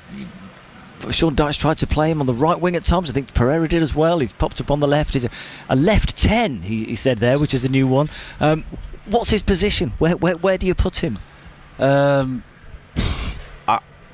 I still like him as a central 10, but like you said before, he got put out on that left with the intention of coming into that 10 anyway. I don't think he's a winger. He hasn't got the pace really or the guile to get past fullbacks. But like you said there, I've just scored a hat-trick playing left wing. Does that make me a left winger? He's probably worried now that Pereira is going to shut him out there all the time, and that's probably not what he wants. Will it be if he gets a hat-trick every week? Yeah, you're right. But he feels he's best in the 10. I think he's best in the 10. And he probably scored his goals, not as a left winger, but like he described as a left 10, which is great. He just needs to be involved in anything that Forest do going forward. But credit to him for when he does get moved around, you still get the same effort from him. You still get that guile, that hard work and that determination to make it work for himself and for the team, because you're right. I mean, he's such a natural 10. It feels like he should just be in the 10, and that's that, no question is asked. But whenever he has been moved around, he gets on with it and he's in that position. And I mean, you can't argue with today. He's absolutely made the most of being in that position today. Yeah, a lot of players would have sulked or dropped the head a little bit if they got moved out of their natural position, if you like. But him as a player, we know him now as Forest fans, what he's like. He's never gonna sulk. He's always gonna give his best, and he plays with his heart on his sleeve, and that's what he did, and that's what you can ask for as a professional footballer. Like, wherever you play, you give your all, and try and do your best for your team that you're playing for, and that's certainly what he did today, and he got his rewards. He's Forest's leading scorer now this season. He's on to 15. We'll hear Igor Jesus' goal at the end in just a moment, because I think that's taken him to, back up to 14, I think, or 13, close to Morgan Gibbs-White. But we've needed to see somebody at Forest stepping up with Chris Wood out injured and not getting those goals. Jesus, most of them, of course, have come in the Europa League. He's got a few now in the Premier League, and that seems to be growing, over time. The last one was at Spurs. But Gibbs-White is the man who's stepping up just when Forest need it. Yeah, we said in commentary all season that when Chris Wood's missing, we need other players to step up. Even if Chris Wood is playing, we still can't rely on just him scoring 20 goals a season. We need defenders scoring. We need your midfielders scoring. I still think Anderson can score more. I've always said Gibbs-White should score more with the positions he gets. So the fact that he has took it upon himself to get up there and chip in is massive credit to him. We'll hear from Vitor Pereira shortly. Let's just relive that great moment deep into stoppage time when Forest got their fourth. Here's Dominguez for Igor Jesus. Through on goal. 1-on-1. Back they get to here. Yes! Igor Jesus has done it. Jesus has wrapped things up deep into stoppage time. 8 minutes into stoppage time. And the rout is complete. Jesus ran half the length of the pitch, held off the defenders and slotted low into the bottom corner to score his 4th Premier League goal of the campaign and his 14th overall. And he makes it Forest 4, Burnley 1, deep into added time. And Forest take a huge step towards Premier League safety. It was a lovely moment for Igor Jesus. I think he was being chased by about 7 Burnley players at that point. I did wonder whether he might get caught in a slightly, not heavy touch, but a big touch which took him to the edge of the penalty area. But lovely finish from him. Yeah, great finish from him. It seemed to take an age for him to get close to the goal. Like you said, he had players hunting him down and he managed to keep his composure and score a nice composed finish. It's good to see him get on the score sheet, especially because is that his first goal in the Premier League here? It's the first goal a striker has scored in the Premier League at the City Ground since Chris Wood on the opening day of the season. Yeah, so fantastic for him. And Forest could have easily just sat back at 3-1 and thought, right, the game's done and dusted. But with Jesus, he wants to score goals. He's a striker. He's selfish like that, and they have to be. And then Dominguez's interplay was great. And once you set him away, you really did fancy him to keep clear and score. They couldn't score here. No matter what they did for game after game after game recently. They then got one against Villa, they got one against Porto, and they've now got 4 here today. I wonder what the significance is of not just winning today, but of actually getting a few goals, getting 4 against Burnley. How much can that help them, particularly here, I suppose, where they've been so struggling for goals? What can that do for the team? I think it could give them a massive boost of confidence, and that's probably what the manager said. He said, you're winning 3-1, keep going. And I like that in the side that they kept going to get another one. They didn't just sit back, and they did keep the ball at time and killed the game. That was in the last couple of minutes, but they kept going to get more goals, and that's what I liked about this side. And because the manager will know how you go and win games by 3 and 4 goals, the confidence it gives you going into the next game and past that is massive. Yeah, that next game, Sunderland away next week. Match day on BBC Radio Nottingham, 24 minutes to 5. Let's hear from the Forest head coach, Vitor Pereira, after this 4-1 win here over Burnley has put them 5 points clear of Spurs in the relegation zone. Here's the Reds head coach with Colin Fray. Well, Vitor, many congratulations. That is some turnaround in the second half. Yes. I went just to do one thing. I don't know if I can do it or not. I will do it. When I arrived in the dressing room in the end of the game, I said to them, I don't have words. I don't need to say nothing, just to thank you. And this is thanks for our supporters, because today they were fantastic. Today they prove, even when we are struggling, we are facing problems, not to find the spaces, not to play in our pace. They understood, because we played 3 days ago, and they were there every time with energy, and they deserve.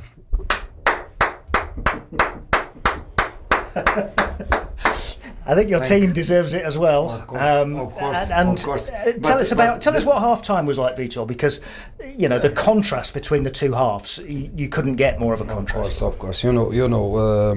I try during the game. I try to find the solutions.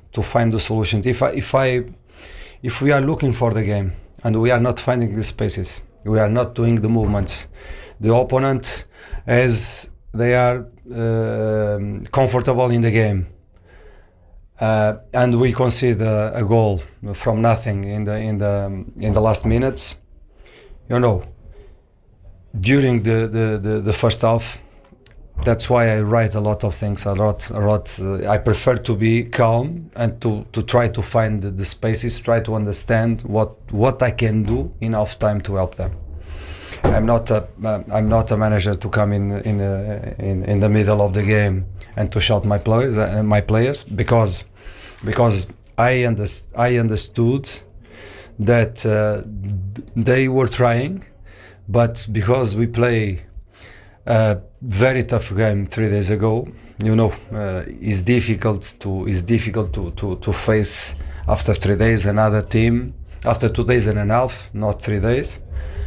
And I try to do my changes, not only the subs, but about reorganizing our dynamic with them and explain to them the way to find the spaces, the way to score goals, and in the end, they in demanding the character, the team spirit, okay, let's go to fight for our lives. This is the moment, and we just need to score 2 goals. And they scored 4. It means they scored 4. It means that in the end, I gave them one more off day because they deserve it. They deserve it. Let's talk about one player in particular, Vitor, who's your match winner today, Morgan Gibbs-White. Off the left-hand side in that second half, scores a superb hat-trick. Of course, and in the first half, he didn't play in this level. But I know him very well. I know that he have a big pocket of talent, a big pocket of spirit, and was what I asked them. Show your spirit, show your qualities, and let's go to fight. Even if we are losing 3-0, I will believe in my team. It means that we just need 2 goals. We don't need 4 goals. We need 2. but they scored 4. It means that very happy with the team, very happy with the supporters. Now start to think about Sunderland, preparing the game, another big match, and going there with the mentality, with our supporters to get points. It felt a big day in terms of Premier League survival today, or not, if it had gone wrong, because of what happened yesterday with Tottenham conceding in the last minute and only drawing at home to Brighton. It felt like a day when you really had to go and win, and you have done. So now you're 5 points clear. I know there's work to do, but it feels like a big weekend today, this weekend. Yes, was good, of course. But I'm trying to create the spirit that will fight until the last game. We will not give up. We'll fight for points everywhere. And next is Sunderland, as you say, and you've got almost a whole week to prepare for that. 5 days, anyway. 5 days is a long time. But we didn't have I didn't have the possibility to give off days to my players, and they need to go a little bit out of the box to recover and to come back strong again to prepare the game against Sunderland. And we know that we'll go there with our supporters. We felt again the energy. We felt again that they, even in the bad moments when we concede the goal, we feel, no, we can do it. We can do it together. We can do it. It's possible, and was beautiful. I'll let you go, but just a quick word about Murillo. How's he? Because that looked like a hamstring injury, but he was out there at the end. I don't know. I think for the conversation that we have between me and him, he said to me, I think it's not serious. But he must do a scan, and we'll see. Well, let's hope that's good news. Certainly good news today. Well done, Vitor. Thank you. Thank you very much. Vitor Pereira on BBC Radio Nottingham talking to Colin Fray, James Perch. I don't think I've ever heard a manager applauding supporters in the middle of an interview like that. That's got to be... I mean, I've heard a lot of football interviews in my time. That's a new one. It's brilliant. It just shows how he felt towards the supporters. He just wanted to give those massive credit because they did stick with the team, even though it was drab in that first half. But I like him. I like the way he talks. It's his second language, of course, so he might get a few things mixed in translation. But overall, I think he's great. I love his management. I've said in commentary, I love his subs. I love the way he changed it. He's not one of those who just sits there and watches the game peter out at a whimper. He wants to change it and make it and affect the game, and that's what he did. And he's not shy to make changes. He makes them quite often at half time if it's not going the right way, and he's not thinking about the players' feeling. Say Backwest, for instance, he's not thinking about Backwest in that half-time instance. He's thinking about the team, which is great, and he managed to get the win today, and it worked. And he doesn't just make subs like for like. He changes things around, and that's what I really like about him.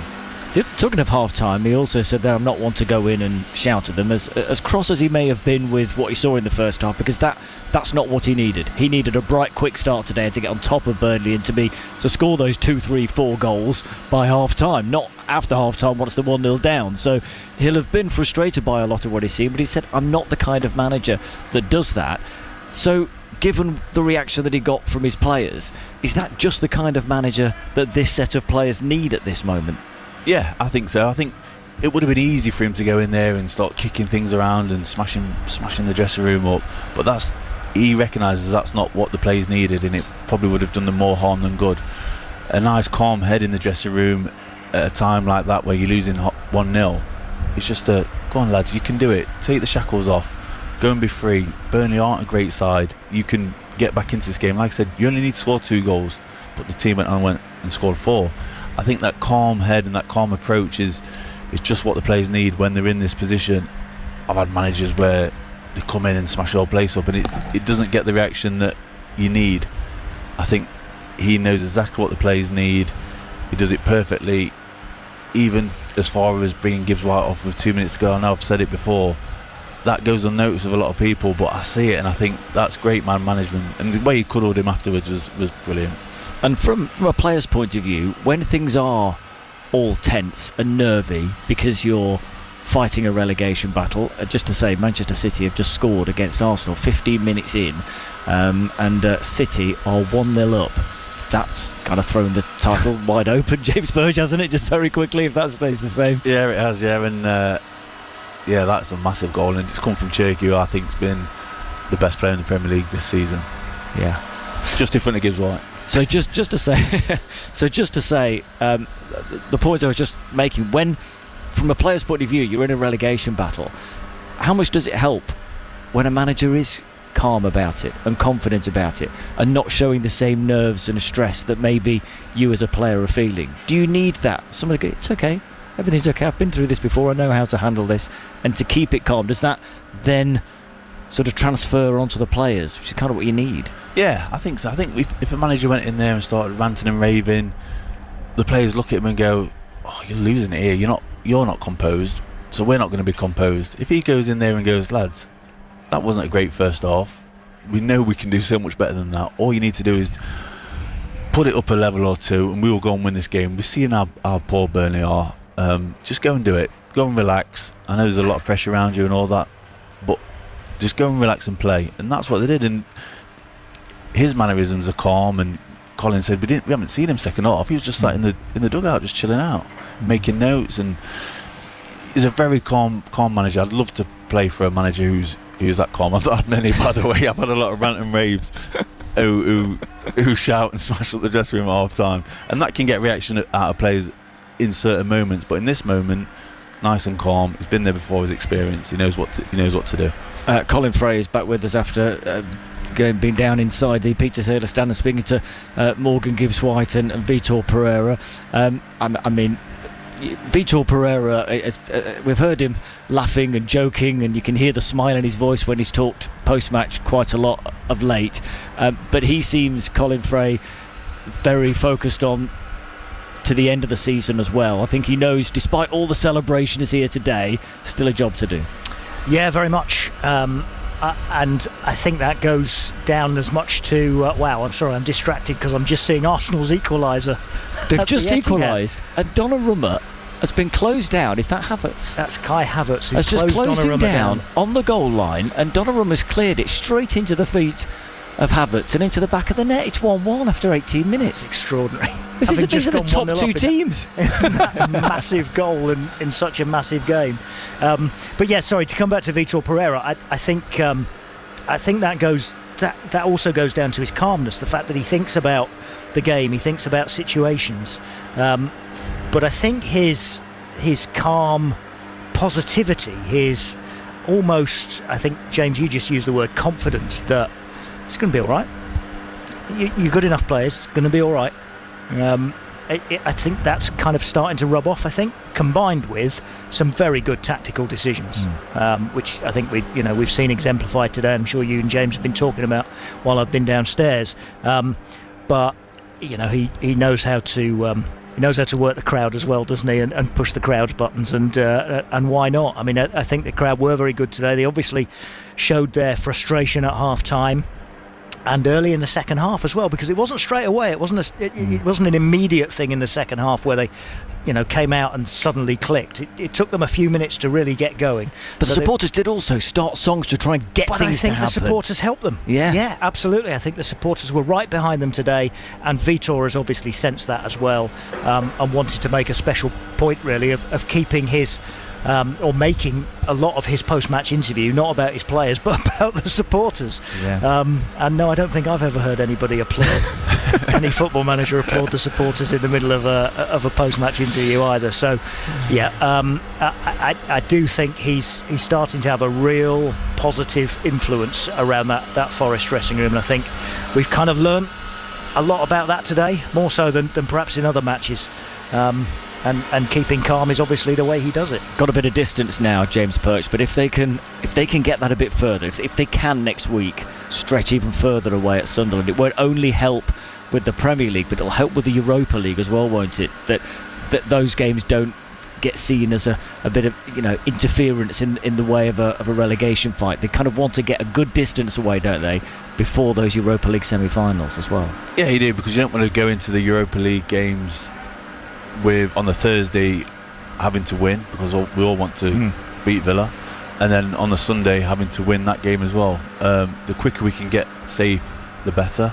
But to be honest, I don't think it matters that much. We've seen this weekend especially that you can have a tough game on the Thursday and then still put in performance like that on the Sunday. So it's not as if it's affected us massively. It'll just make it a little bit easier for us. Yeah, and what chance at Sunderland do you think? It's kind of difficult one to call, isn't it? I mean, Forest are going there unbeaten in 7 now, so they're not a bad side, Forest, when they turn up and perform. They're a decent Premier League team, but it's away from home against Sunderland.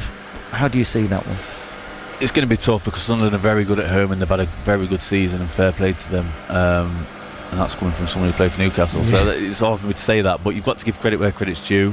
They are a good side, but if Forest play like they did in the second half today and have no fear about next week, Forest will be fine. I'm very confident. I'm like Vitor Pereira. It's rubbing off on everyone, even in the commentary box now. Colin Fred, James Perch, your commentary team today on BBC Radio Nottingham. The Make a Difference show is on the way after 5. Let's leave you here at the City Ground, though, with the highlights, most of which will come from the second half, after Forest eventually beat Burnley here in a crucial game at the bottom end of the Premier League by 4-1.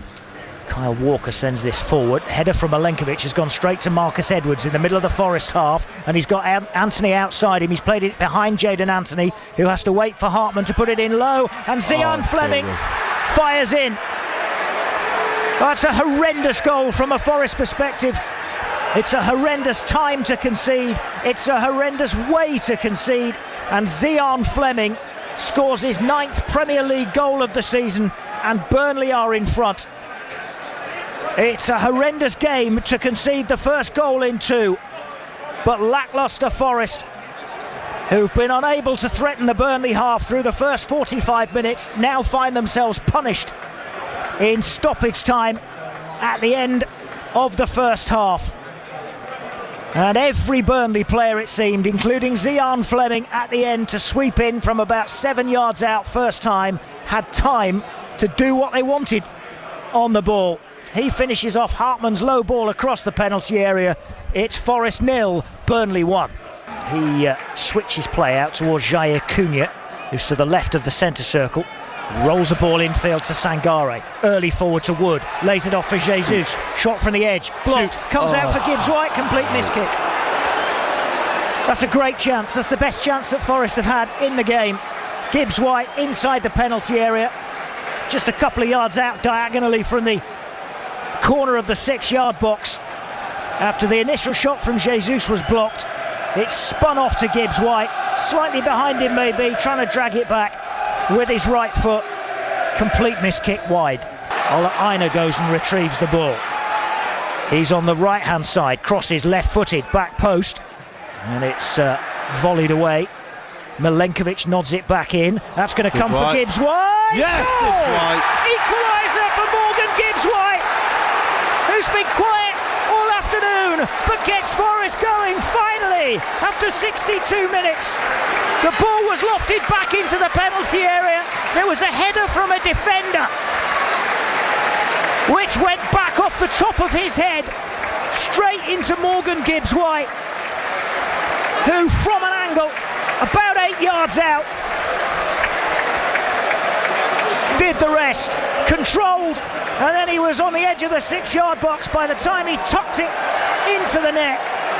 Morgan Gibbs-White gets his 10th Forest Premier League goal, his 13th of the season overall. He becomes the joint leading scorer in all competitions for Forest this season, and importantly gets them on terms. It's 1-1 and they have half an hour now to go and win it. Dubravka's clearance straight onto the head of Milenkovic, who heads it back into the Burnley half, headed on by Gibbs-White to Wood. Wood helps it on, and then well done by Jesus, held on to it and then gave it Hutchinson into the box, goes outside Hartman, pulls over the cross, back post, yes! Gibbs-White volley, he's done it again, back post, and Forest have turned it right round. 24 minutes into the second half, 2 in 7 minutes for Morgan Gibbs-White, and Forest are 2-1 ahead over Burnley. Really good play this time. Gibbs-White and Wood, and then Jesus out to the right hand side for Hutchinson. Hutchinson looked up, delivered the cross deep beyond the back post, and Gibbs-White peeling away, corner of the 6-yard box again, hammers in a right-footed volley across the face of goal, low down and in. Gibbs-White's got 2, Forest have got 2, and on a must-win afternoon at the City Ground, Forest were 1 down, and now they lead 2-1. Here's Yates, right wing position, fires over the cross, header. It's a hat-trick! It's Morgan Gibbs-White!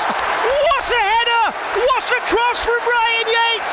Straight off the bench, crosses from the right. Gibbs-White steers his header beyond Dubravka, and the City Ground held its breath. Would it creep inside the post? It did. Gibbs-White has a hat-trick. Forest have 3. First time they've done that here at the City Ground since before Christmas against Spurs, and Morgan Gibbs-White has got all of them. A hat-trick for Gibbs-White. This is a header from the penalty spot, steered wide of Dubravka. No doubt about the Forest hero this afternoon. At half-time they were 1 down. Gibbs-White's got 3. It's Forest 3, Burnley 1. Here's Dominguez for Igor Jesus. Through on goal, 1-on-1. Back they get 2 here. Yes! Igor Jesus has done it.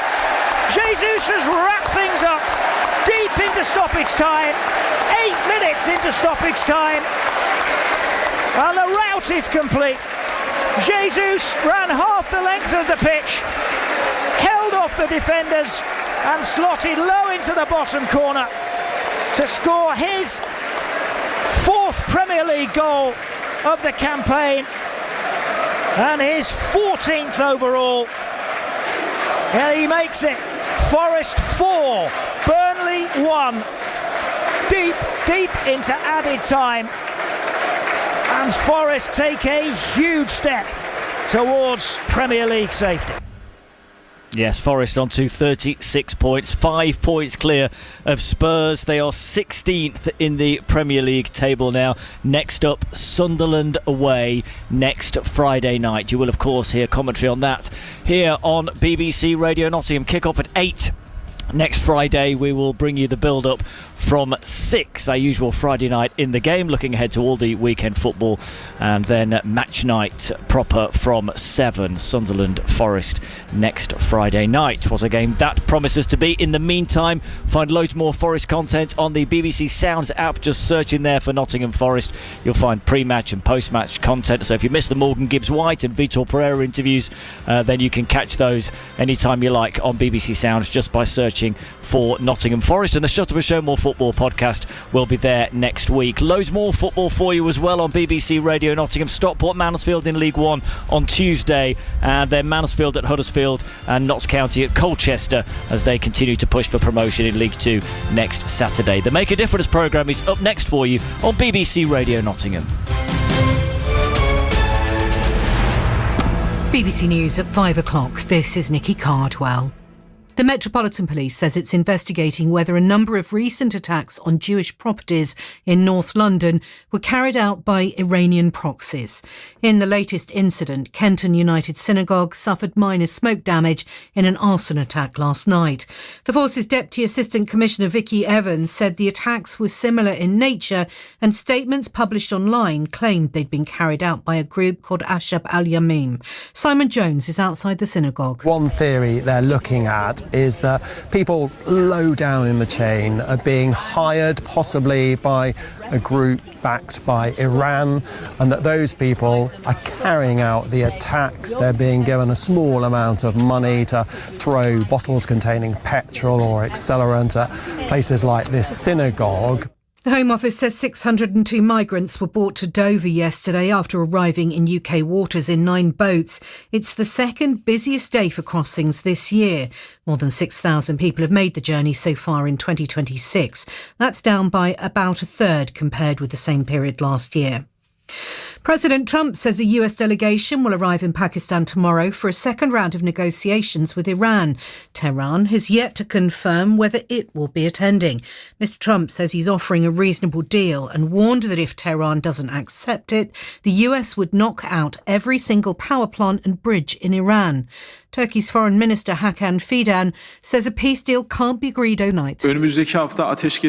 With the ceasefire ending next week, nobody wants a new war to start again. Our hope is that the parties will extend the ceasefire and, within this extended period, resolve the issues they haven't been able to resolve until now. As we said from the beginning, a 2-week period is good for a ceasefire, but it will not be possible to resolve all these issues in 2 weeks.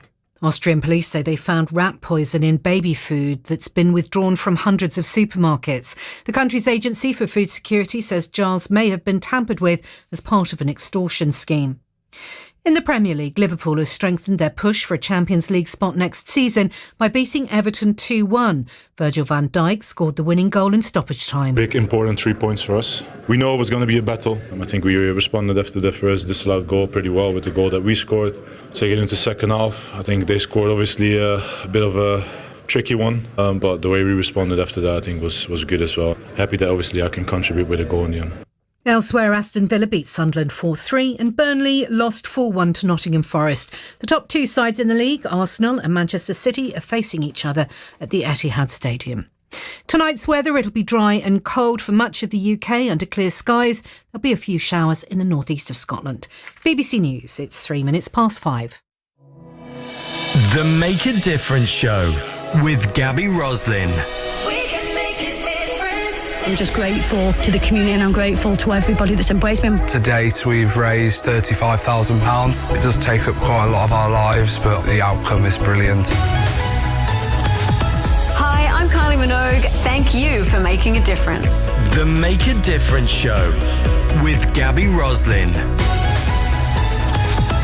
Good afternoon to you. This is the show where we share stories of people up and down the UK who are just positive, good, kind, wonderful people. We know the news is really difficult at the moment to listen to. So we're just telling you all about the good people because we hear some really awful things and I know people are quite frightened now.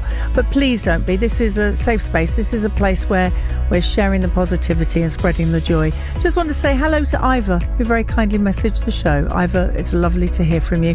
Coming up in this final hour, Michael Fox, he of Downton Abbey and many other shows as well, will be talking to us about a show that he's in London's West End. Carrie-Ad Lloyd, the comedian, will be on talking about her brand new podcast, Weirdos Book Club, that she does with Sarah Pascoe. And also we're going to be celebrating a fantastic children's TV show that is back on air tomorrow.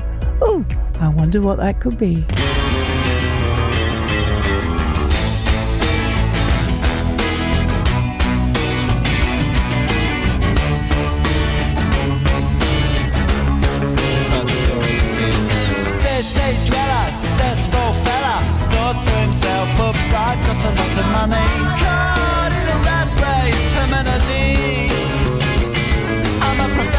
cynic, but my heart's not in it. I'm paying the price of living life at the limit.